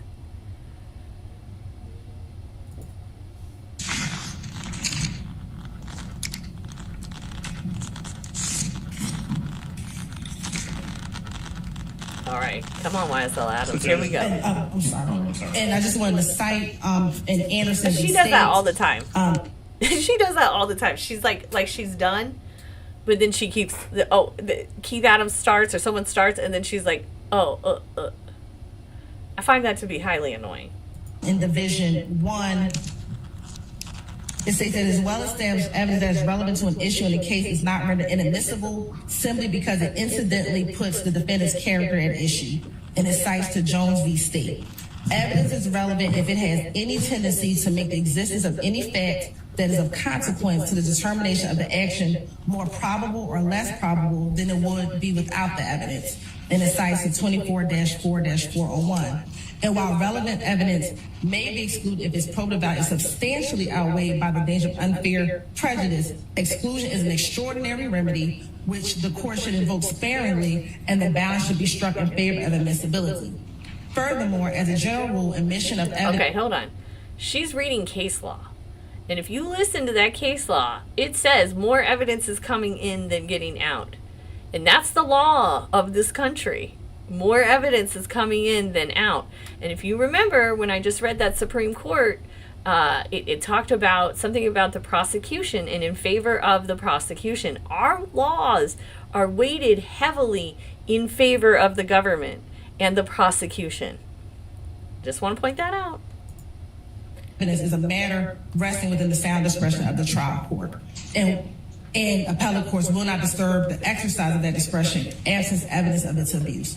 So, Your Honor, we believe that it is more relevant for an issue on hand. It is not more prejudicial, substantially more prejudicial than probative, because there's already evidence before this jury of Mr.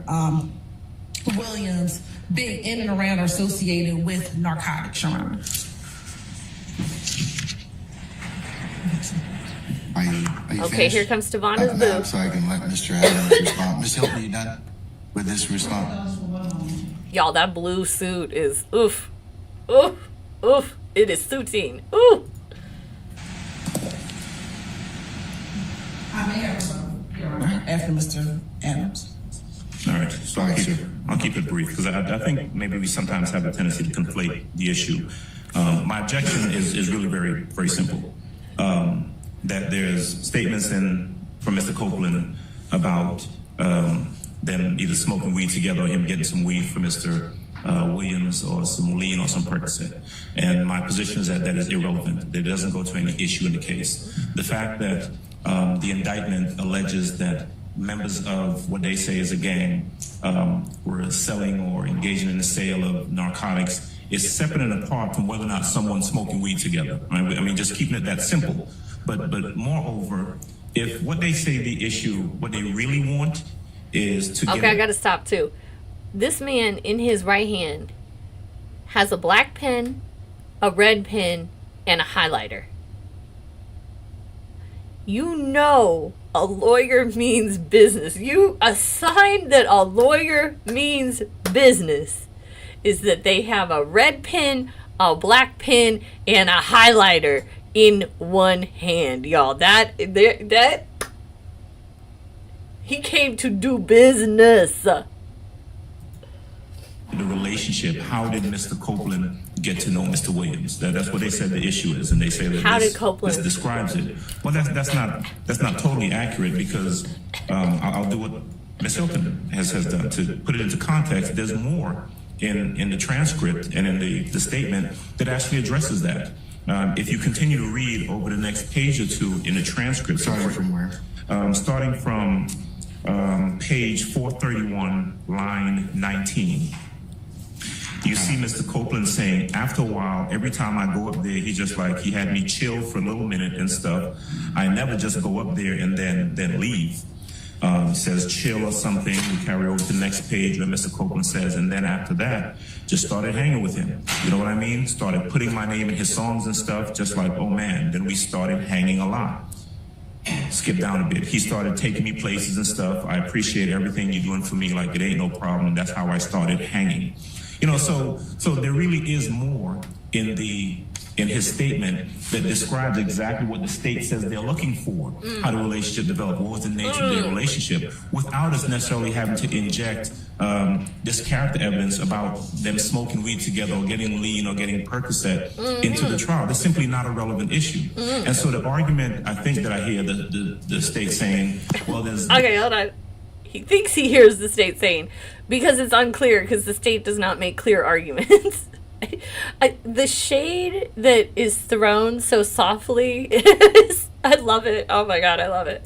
And other evidence of Mr. Williams being in possession of illegal drugs. And so this doesn't matter.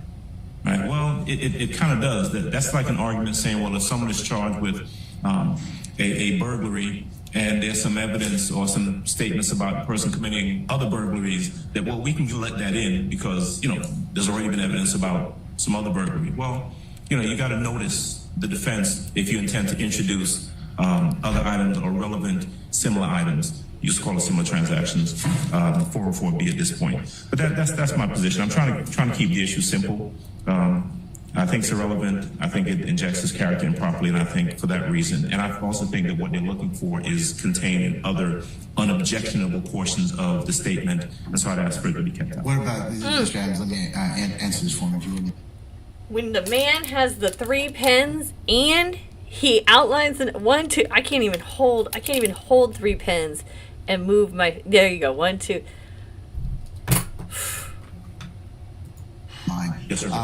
What about the issue in the preamble of the indictment where it says, you know, that members possess, let's just say it's just offered for that particular reason.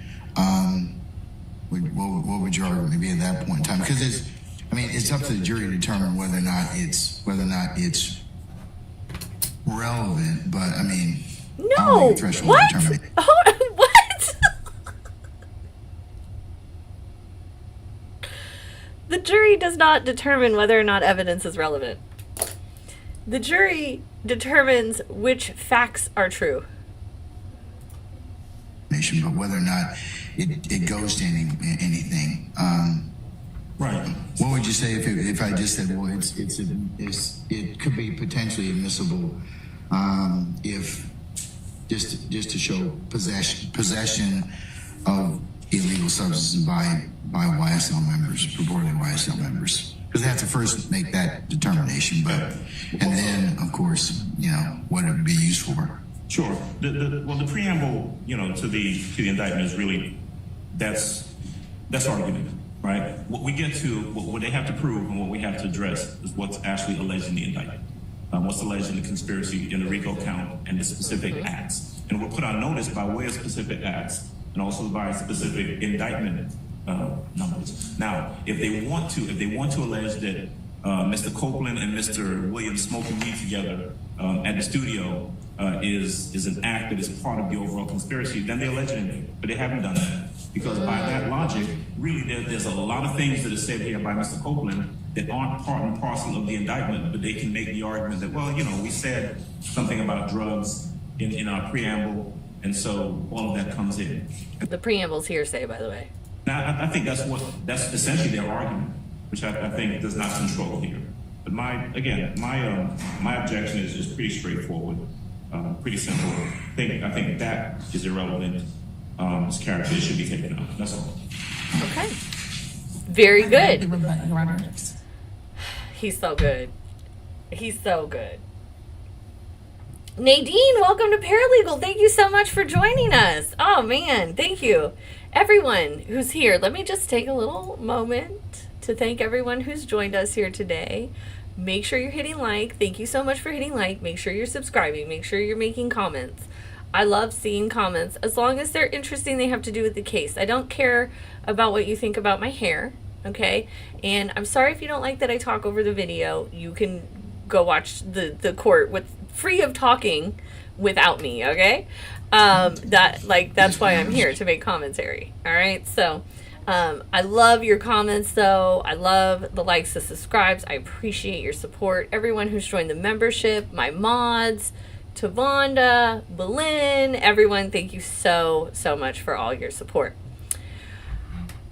One thing I've always kind of taken issue with a certain political party in our country is that they believe that they've done everything on their own. And while I have been an independent human being since I was 18, I left my mother's home in high school, I could do nothing. I would not be where I am today on my own, period, end of story.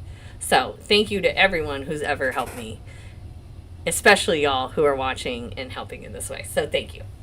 I am lcadilac. I'm an attorney in Dallas, Texas. I practice mainly in the real estate arena, which is quite litigious, and therefore I am a courtroom attorney. I am a civil court attorney, but I am an attorney nonetheless. I like to watch trials because I like watching other lawyers work. It helps me be a better lawyer. Also, I think it's interesting. I'm a nerd. It is what it is. But everyone that's here is a trial geek, so thank you and welcome. And I don't do criminal defense, but I find all of these things so fascinating. I wish I could do criminal defense, but then there's that whole criminal aspect, and I'm a single mom, so I don't really want, I don't want that in my life. But also, I would get so angry every day. I would always be so mad about the government. I get mad working with the government in a civil capacity. So, oh my God, if the government was trying to take people's rights, it would be a nightmare for me. So I just can't do it. But I appreciate all of you. Thank you for hitting like. Thank you for hitting subscribe. Thank you, Seth. And I saw someone, Amelia from England. I'm so excited. Nadine, thank you for joining. Everyone, don't forget, August 13th, we're going to go to court. We're going to meet in the afternoon at the courthouse. We're going to watch the trial. Yeah, Anzuru, Trial Geek was coined by our dear friend Tavonda, who sent me these earrings, and I loved it. I was like, we are trial geeks. What a perfect description. Perfect description. I'm not gonna lie, guys. When I was younger, I wanted to be the president of the United States, and I remember in 3rd and 4th grade reading books about the presidents and their biographies and stuff. So nerds are us. All right. I appreciate you all. Thank you so much. Everyone who's done a super sticker, anyone who's Cashapped, anyone who goes over to the Instagram and starts following us there, I appreciate you. I appreciate you. I appreciate you. Thank you. Okay. So that was my highlight of Tuesday. And then we'll go over Monday. Monday was Shard's Day. Y'all know I love YSL Shard. I just think he is so passionate. I see him be truly passionate. And I just love that. I just think it's great. Now, I agree, he doesn't organize his arguments as well as as Mr. Adams does, but he doesn't have as many year practice as Adams does either. So, all right, let's get into Monday, and then we will conclude for today. We'll recap and go over the schedule for next week and the week after, and then we'll head out, and everyone will enjoy their weekend, I hope. I know I will. I'm going to get some sleep. One thing I noticed is the judge has had this cup, like he uses the same coffee cup for a whole week, and I find that to be disturbing.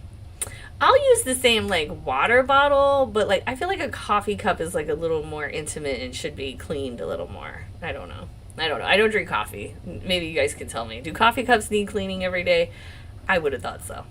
Knockout, so I appreciate it. Okay, so they have come back after several breaks. All right, counsel, let me take, well, we're back on the record, the matter of the Here we state of go. Georgia Back on the versus record. Philippe Adams et al. In 22 SC 183-572. Mr. Stillwell, Mr. Sharp, good morning. Okay, nice little combo here. Conversation between friends, Shannon and Thug. And of course, we're not in front of the jury, so they can be dressed more casually.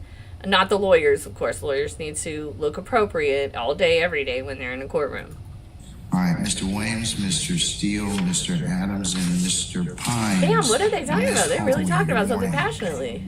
All right, Mr. Kendrick and Mr. Weinstein, good morning. Shard yawning and not covering his mouth. Oh, my mom would have yelled at me for this.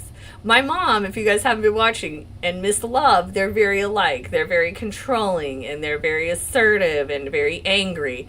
My mom would have yelled at me, cover your mouth when you yawn. Ooh, if she saw me on TV yawning like this, ooh, y'all, ooh. All right, Mr. Ewing, Mr. Matthews Jr., good morning. All right, Mr. Nichols and Mr. Harvey, good morning. Okay, maybe we're not back for this break. All right, and good morning, Mr. Ryan and Misty Williams. All right.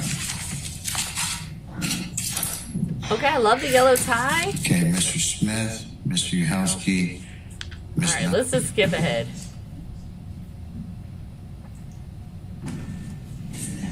Okay, Renette says she washes her mug every day. See, I just feel like coffee, especially something with like his with the lid, I feel like that should be washed every day. Maybe he runs it through the dishwasher every day, but I highly doubt it. I think that's kind of gross. Now, I don't drink coffee, so I don't know about it, but... Oh, yes, Clifton. I call Simone Hilton Nikki Hilton because I think she kind of looks like her. She reminds me of her. And she got sainted last week because she... No, she got sainted on Wednesday because she has refrained from attacking Miss Love, like elbowing her the way I would have. We have to confront Mr. Copeland line by line. I'll cite the court Bridgewater v. State, 309 Georgia, 882 at 887, which is a 2020 case. You said 309 Georgia, 882 at what? At 887. Oh, sorry.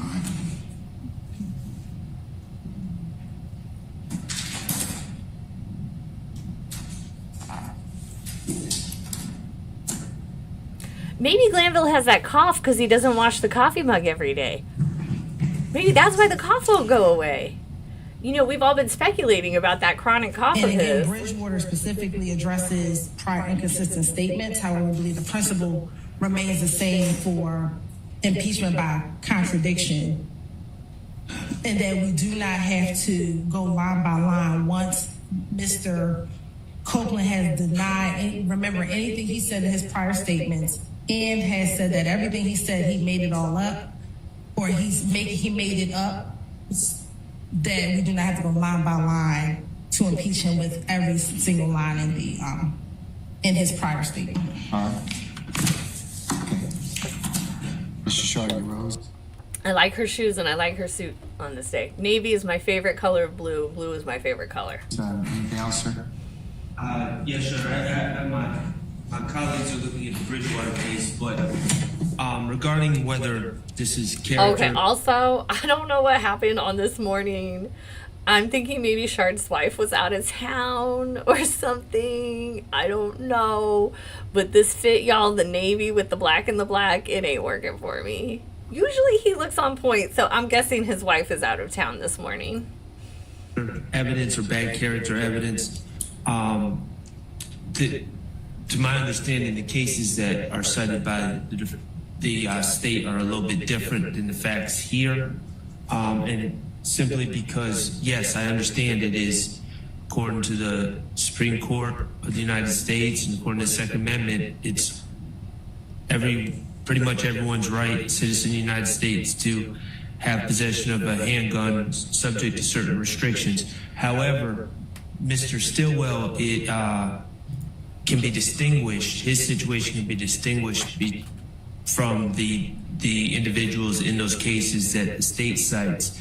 And that's because Mr. Stillwell is a convicted felon, meaning his possession of a gun would per se be a crime. And the jurors, as the state has made it clear by admitting probably 4 prior convictions of Mr. Stillwell. Y'all, there is no way Glanville is a pothead, okay? No effing way. The dude is still in the military. He was a prosecutor. He's a judge. He does not have a weed cough. I'm familiar with the weed cough. My dad had one. Glanville is not the same. He don't have no weed cough, y'all.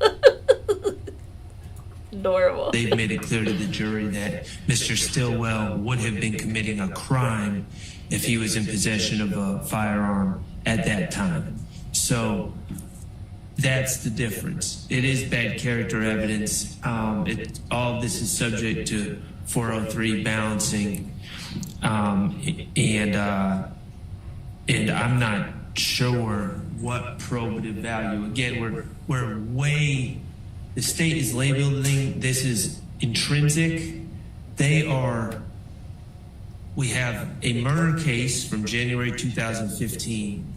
Then we have an unrelated shooting case upon Kenneth Copeland at his house, which happens approximately a month and some days later.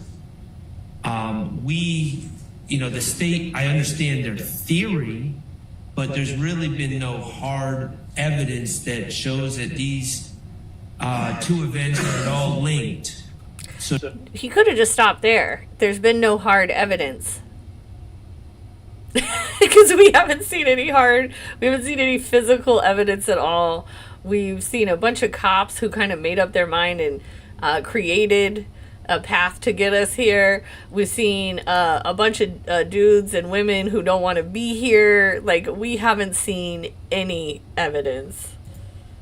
So now we're getting into the weeds of what happened to a gun in an unrelated shooting that happened around the same time, where the target was Kenneth Copeland, and what happened to the gun that he used to shoot back at the people that were shooting at him. We're way off in left field at this point. These are collateral matters, and the ownership of the gun that Kenneth Copeland was shooting on that day when people were shooting out of a car at him is of very limited probative value as to who killed Donovan in this Thomas case, on exactly. January 10, 2015. And I think we need to keep that in sight and what we're actually trying to prove and what this case is about. The February 20th shooting that this gun was used in is not charged conduct in this case. And now we're getting into the weeds about whether this was potentially my client's gun that was used. And again, there's prejudicial harm towards my client that comes along with that information being given to the jury. Okay. So Shard basically is saying, look, the jury doesn't need to know. My client wasn't allowed to have a gun. He's a felon. Jury doesn't need to know. Let's keep that out. All right. Fair enough, right? So there, as an attorney, you got to decide, do I want, will this harm my client? Will this be an issue? Is this something worth me, arguing about? All right, now K-Way reminded me that there was a back and forth between Steele and Glanville on Wednesday afternoon, which I really had forgotten about. but I think I found it right here, so we'll go over that real quick. Thank you for reminding me, K-Way. Let me go to the stars. Sorry, I gotta get my eyes on it. Here we go. Okay, so this is Monday was boring as hell. Here we go. Yeah, you know what I'm saying? You know my lawyer. So you, I know mine. I ain't got the number. Hit him. You Just tell him what. Yeah, You hate him? yeah, I got my card and everything. Yeah, I got my card and his system and shit.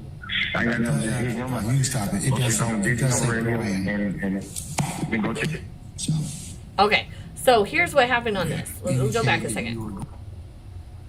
We have these phone calls. We have no transcripts for the phone calls. We only have the tape.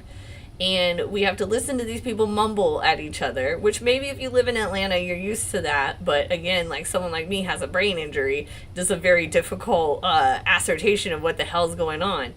And Steele gets up and says, hey, Thug calls me out by name in this call and I want it redacted.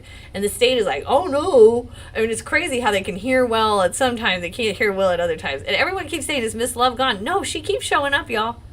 And she keeps handing notes. Like, she won't leave. Okay, so let's get into it.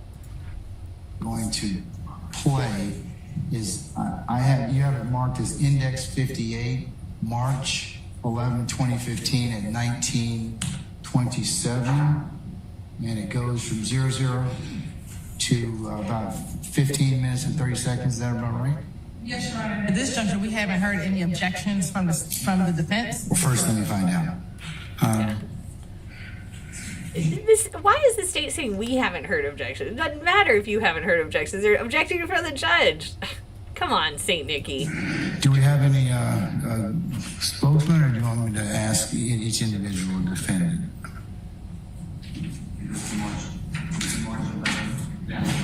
Yes, sir. Okay. Of Index 1, I'm using Miss Hilton. I like this blue too, y'all. It's not as nice looking as Keith Adams' blue suit, but it's nice. It's a good look. This email for purposes of this discussion. And Your Honor, it will be State's Exhibit 401. I was going to ask you. Yankees. Okay, 4 will be States 401 Yankee. Yes, Your Honor.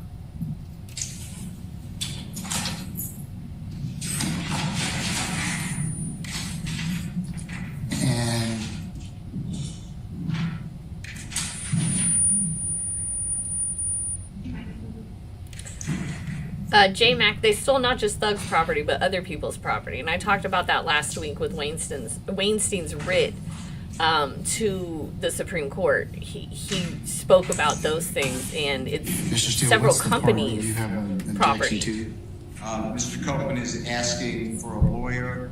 I believe the state alleges that he's speaking with Mr. Jeffrey Williams for part of that call at about that time, and that Mr. Williams uses my name, my first name, on the call. I would object and ask to redact that portion, especially my name. Okay. Your Honor, in listening to that call, I don't believe he said Brian. Can you And play we'll it? play.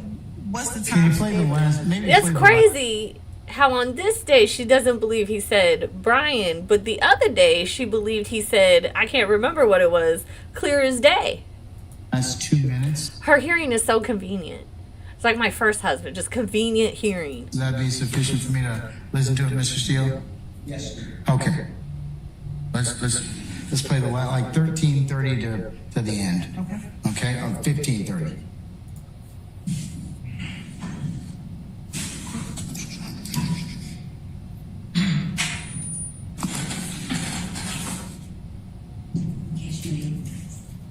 Oh, thank you. Thank you.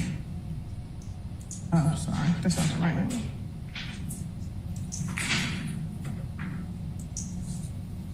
No, I didn't know that the severed cases were on YouTube today. They're not taking the pleas, and I think that's good. If I was one of these defendants, I probably wouldn't take a plea either. Although RICO is so freaking easy to prove because they don't actually have to go beyond a reasonable doubt, like on a real crime or a real charge. 13:50.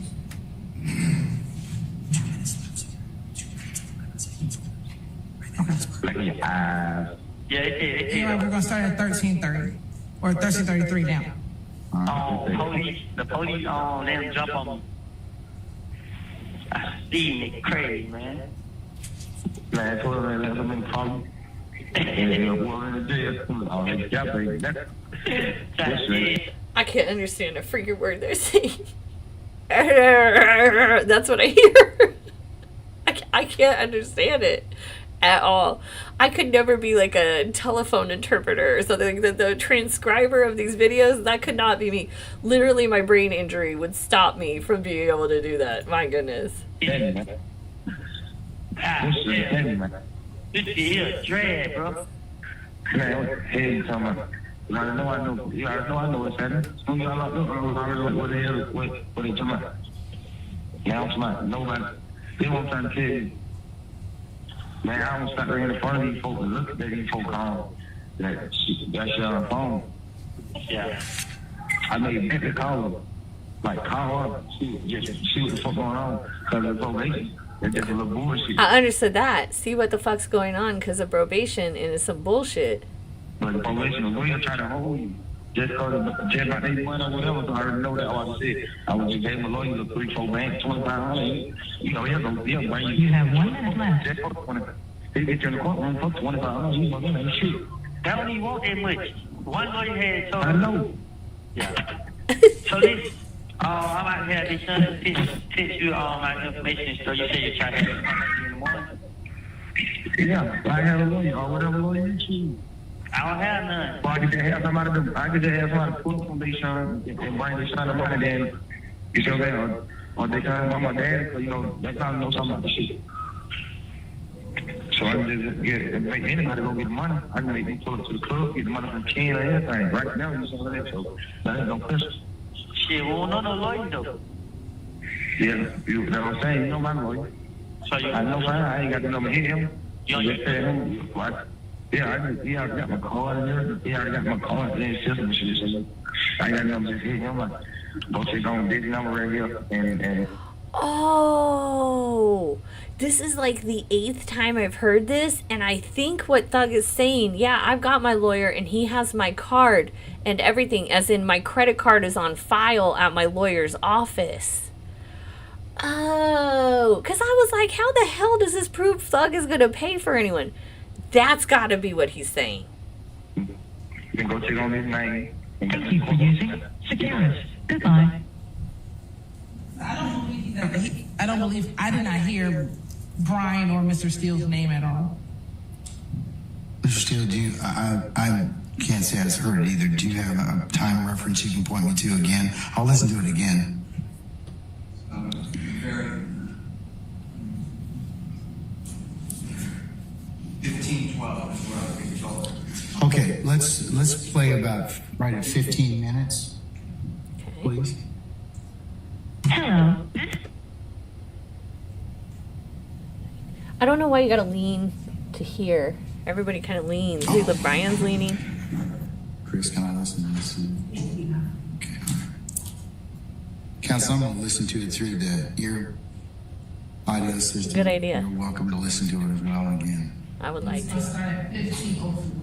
Okay. Go to the club, get the money from Ken and everything. Right now, you see what I'm saying? So that ain't no question. shit, we don't know no lawyer though. Yeah, you know what I'm saying? You know my lawyer. So you I know mine. I ain't got the number hit him. You You don't just tell him what? Yeah, I got my card and everything. Yeah, I got my card. Yo, Thug doesn't even know what the hell he said. He's like, Brian? Did I just say Brian? I ain't got nothing to hit him. You stop it. It does say Brian. And go check it. So, Oh, Paradox, I wouldn't be able That's to. fine. We can stop it right before that portion. If that's fine, again, y'all, I talked about this earlier. Why even freaking put it before the court? If you already know you're okay with removing it, just fucking remove it. Mr. Steele, any further, they're going to edit, or they're going to not play that. I do hear your name, at least what's represented to be Brian. So that will be excluded. Does anybody else have any specific objections as to any other period of that call from 000 to 15, about 15 minutes, 10 seconds, or thereafter? Mr. Weinstein. Mr. Matthews. Ms. D. Williams. That's what I'm objecting to. I don't mind the conversation about, I need a lawyer. I think Mr. Williams says, get any lawyer you want, something to that effect. It's not a quote. But I don't see the need to say, I have my lawyer, I have his business card, I can call my lawyer. I don't see how that is relevant. See, Steele thinks that Thug said, I have his business card. I thought that Thug said he has my card, like Brian Steele has my card on file. Ron says that Thug said that he said Brian got my card. That's what I thought. So nobody knows what the hell this guy said. And then it gets cut off. So I don't know if that means what the state is saying is, oh, and then he's going to get Mr. Williams, personal lawyer for Mr. Copeland. That's not what it says. Yeah, he didn't say that at all. And that would be certainly speculation.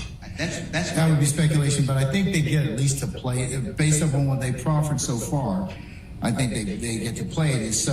And also it's very limited as to what it can be said about it, because unless no one Mr. can understand Copeland, has some frame of reference. But I don't disagree with that, but I would like to leave it after I need money for a lawyer. He said no. But look at Miss Love, Lion Love, always shaking her head.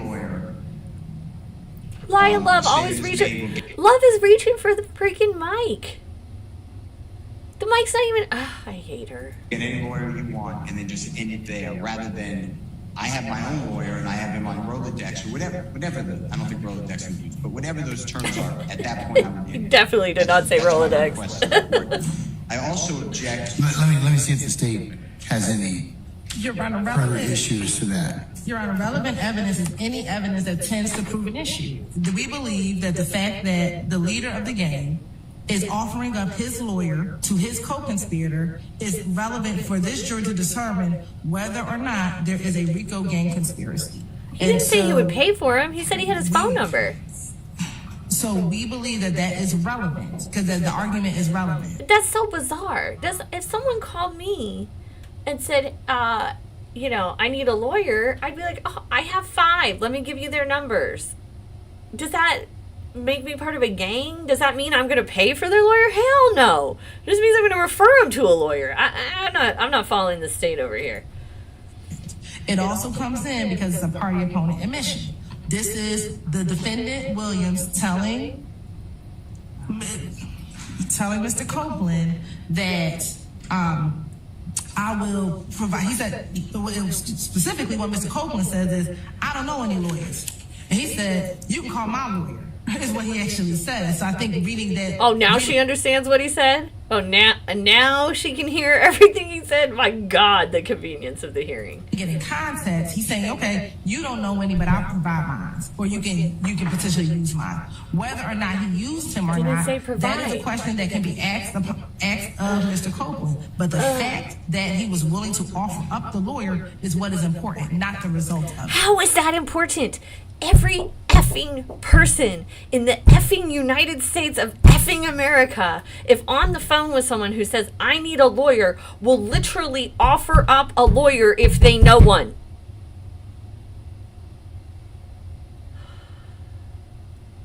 He didn't say pay. He didn't say, I'll pay for your lawyer. He said, oh, I know a lawyer. Crazy. Sir. Crazy. This is a very bad point in our community if we are now going to say offering to get someone a lawyer is part of a RICO conspiracy. Thank this you. This is a probation revocation case on supposed non-compliance with community service. I know you haven't heard the whole. I haven't, sir. That's what the recording before we started at 13:30. That's what it's about. Mr. Copeland said, and it basically mirrors what he said on the witness stand. He said, the police had me locked up. These are my words, trumped up charges because my probation officer didn't take out a warrant on me, but the supervisor was asked by the police to take out a warrant on me because of community service hours. I will be getting out on Friday. This is a Wednesday. I'll be getting out on a Friday, and I believe it's a Wednesday. I'll be getting out on Friday when I go to court, but I don't have a lawyer, so it gets continued for me to get a lawyer. So I'm held hostage, basically, by the way the courts are. So Mr. Williams is not part of any of that conversation. He then allegedly gets on the telephone and has a conversation, and that is explained to Mr. Williams as well. I go to court Friday, but I don't have a lawyer. To then say that it's part of a conspiracy to get a lawyer for someone going to court on a probation revocation case, I think is a bridge too far. To say you're going to get a lawyer, I don't have a problem with that. But to say I offered up my lawyer because that is symbolic of a crime, it seems to me that if that type of evidence comes When did Thug say he was going to get money? I didn't hear that. I can't understand a word being said on that tape. So, but if Thug says he's going to go to the club to get money, I can get club money from the club. That's not paying. Oh, from Ken. Oh. Ken's whose house was there when they were talking about the Adrian Bean thing. Ken is a very, very important player in the Atlanta scene, and I don't know what it is. But I'm not going to talk about Ken because it seems enough to me that Ken, from what I've learned just in this trial, Ken could come get Lauren.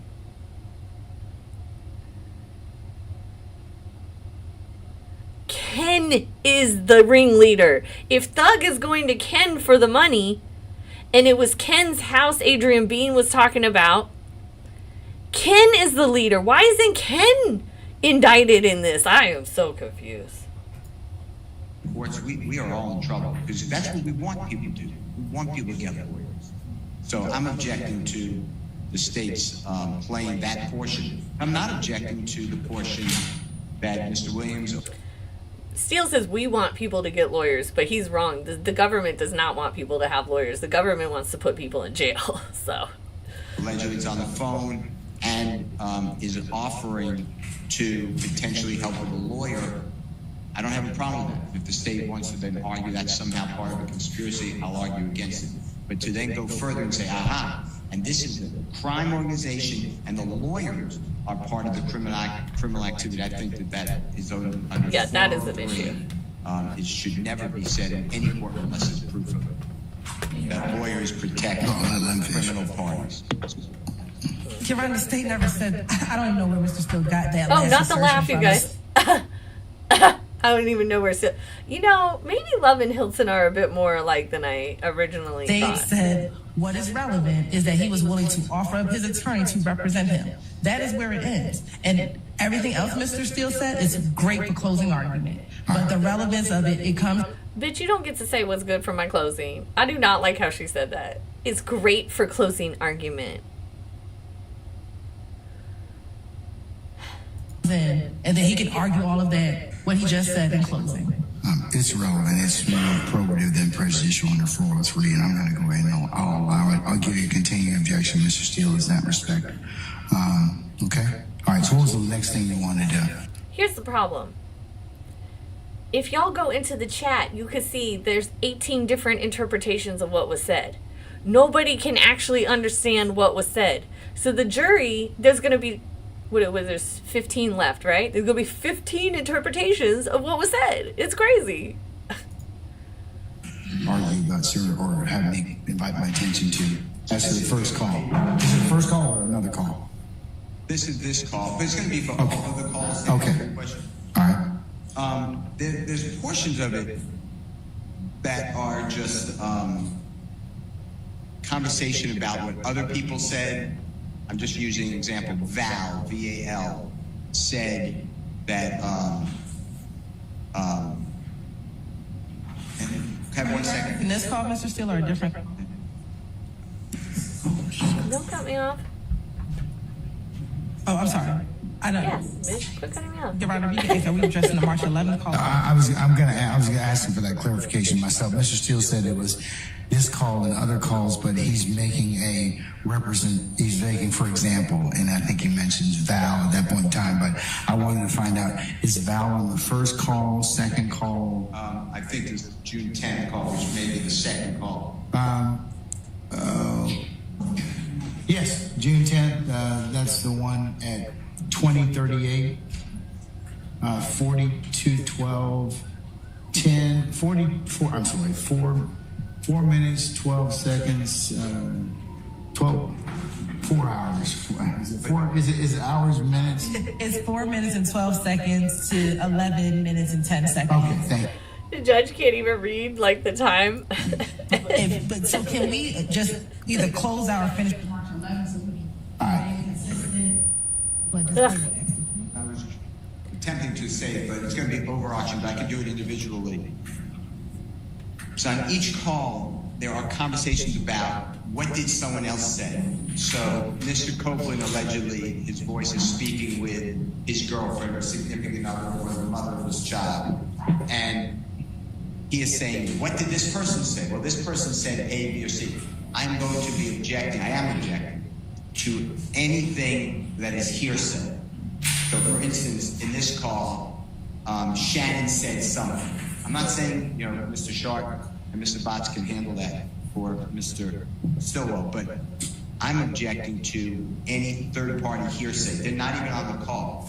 I understand also that if Deshawn is not being called as a witness, which I believe she is not, I'm sorry, I shouldn't say Deshawn, the significant other, Mr. Copeland, I do not believe the state is going to call her. I don't know why her voice gets to be played on these recordings, unless she's somehow an exception to the hearsay. Confrontation So I clause tell you also. that, Your Honor, because that is infected on each of these calls, because clearly there's another party on the call. Another party that Mr. Copeland's talking to? Who will not be testifying and who has not been classified so far as a supposed co-conspirator. So, Your Honor, before we even get to these generalities, we can just talk about each individual call because I think it becomes confusing and timestamped so we can know what you're objecting to and the basis of your objection, because some of what Mr. Steele is referencing, there's exceptions to why this should come in. And so I think that we need to take call by call what he's being objected to so we can respond accordingly to that particular section. You all have transcripts of these calls? We do not have transcripts of the jail calls, but We do not have transcripts of the jail calls. You are the state. You are a limitless budget. You can waste all of our time arguing all of these stupid things, and you can't even make transcripts of the calls? they're clear enough that you can hear what the issues are. All right. The challenge that we're going to have is, without a transcript, you're going to have to play these calls for me. Then each particular segment, unless you've identified that already, or this defense, Mr. Steele, I think you all are going to have to identify Look at that. this bitch. Because what's going to happen is, Look at her. if it's played, we're going to end up having this continual objection and potentially putting our jury out for periods of time to have me adjudicate that. Mm-hmm. So, is it possible for you all to listen to the tapes? I mean, to those jail calls, and then flag those portions like you did for his interviews, to have me rule upon those? Of course it is. Anything is possible.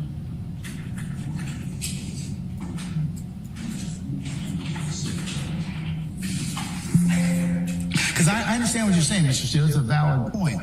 But what I don't want to do is, I want to minimize the disruption in front of the jury. So if we have agreement, then, or if you need to just object, I'll say as earlier noted. So Yes, I think that would be a much better way to potentially present this. I could have that. I didn't write down the timestamp, but I could do that. So flag using the time. Yes, and then you could tell me, for example, to go to 12 look at this minutes up, and guys. 15 seconds. It's hearsay. It's not within any exception, or it's speculation, or whatever. Oh my God. And I'll let the state respond, and I can rule kind of similar to what I did with the audio videotape interviews. Yeah, Love is on a tear. I mean, If look at that's it. the Like, case, I think that would gesticulating. Why should we transcribe? probably be. She's so mad that she has to work to prove a case. She's so mad that she has to work to prove a case. A better use of our time. And again, Your Honor, the portions that we sent an email yesterday are the portions we intend to play. So there's only 2 calls that we intend to play the entirety of it, but the other calls we've broken down specifically the areas that we think are relevant. And so, Okay, the first call is like 15 minutes. so only the first and the 5th call are the full 15 minutes. The calls are 15 minutes. So only the first and the 5th, we intend to play the full calls. However, calls 2. Is that the June 10th call at 2038? Yes, Your Honor. So in the June 10th call, the only portions we intended to play is 4:12 through 11:10, and then picking back up again at 11:45 through 15:26.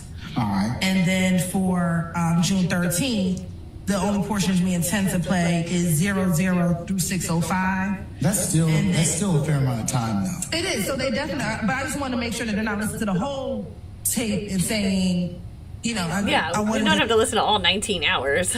keep the guides of what we intend to play, so defense knows the Look at him. parameters that we intend to play when they're reviewing She's it so to aggressive. to determine what they're objecting to. Okay.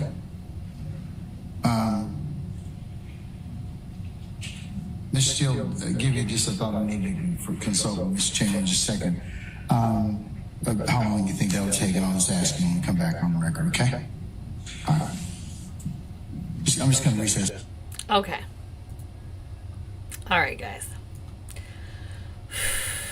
What a week. What a week. All right. So next week, Monday, they're having the in-camera review.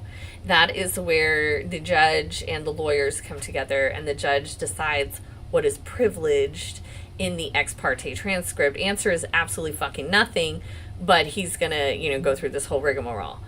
That is not going to be on TV. They're not going to show that on YouTube. Tuesday, there will be stuff going on, and I think Wednesday is the show cause hearing. So I think Wednesday is where Bumpus has to come in and explain to the judge that she did her job by telling other people. Kind of required to. Okay. So next Thursday is the United States Independence Day. All right, 4th of July. If you're not aware, that on July 4th, 1776, that is when we declared to the English government that we were no longer their colony. We said, we are independent of you. We didn't win our independence until we fought, it was a couple years, and France came and they kind of helped us, but we've helped them twice since, so they owe us one now. My point is, it's 4th of July. We're taking the day off. The court is off for sure. 5th of July, I'm otherwise taking the day off, but I will come and stream to you guys. So we will talk and overcap all of next week on the 5th of July, because on the 3rd of July, I am an all-day hearing, one of the longest hearings of my whole year. I do it every year, and I feel like they schedule me on the 3rd of July every year, maybe because they know I don't complain. So the 3rd of July, I will be out of pocket. First, I have, the 1st of July, I have depositions. 2nd of July, I'm going to catch up and finish out my work week. 3rd of July, I have my hearing. 4th of July, we're all going to be celebrating. I'll be sleeping. And then on the 5th of July, we'll see you guys at 10 a.m. I will see you August 13th in Atlanta. In the afternoon, we'll meet at the courthouse after lunch. We'll do a meet and greet, of which details will be released after July 8th. And then we will do court on August 14th as well. We'll watch that together live. It's very exciting. I can't wait. Thank you to everyone that's here. Thank you for all of your likes. Thank you for all of your subscribes. Thank you for all of your super chats. Thank you for everyone that's joined the membership. Thank you for everyone that's in the chat. Thank you for everyone that's gone on to Instagram. Thank you, thank you, thank you, thank you, thank you. You guys are the most awesome ever. I appreciate you so much. All right, that's it for this week. I'll see you guys next week on Friday for sure. I do plan, hopefully, if Karen Reed verdict comes out, I hope to hop on and live stream and chat with y'all about it. But maybe not. We'll see how that goes, okay? Depends if I'm working. All right, y'all. Have a great weekend. Thank you for coming.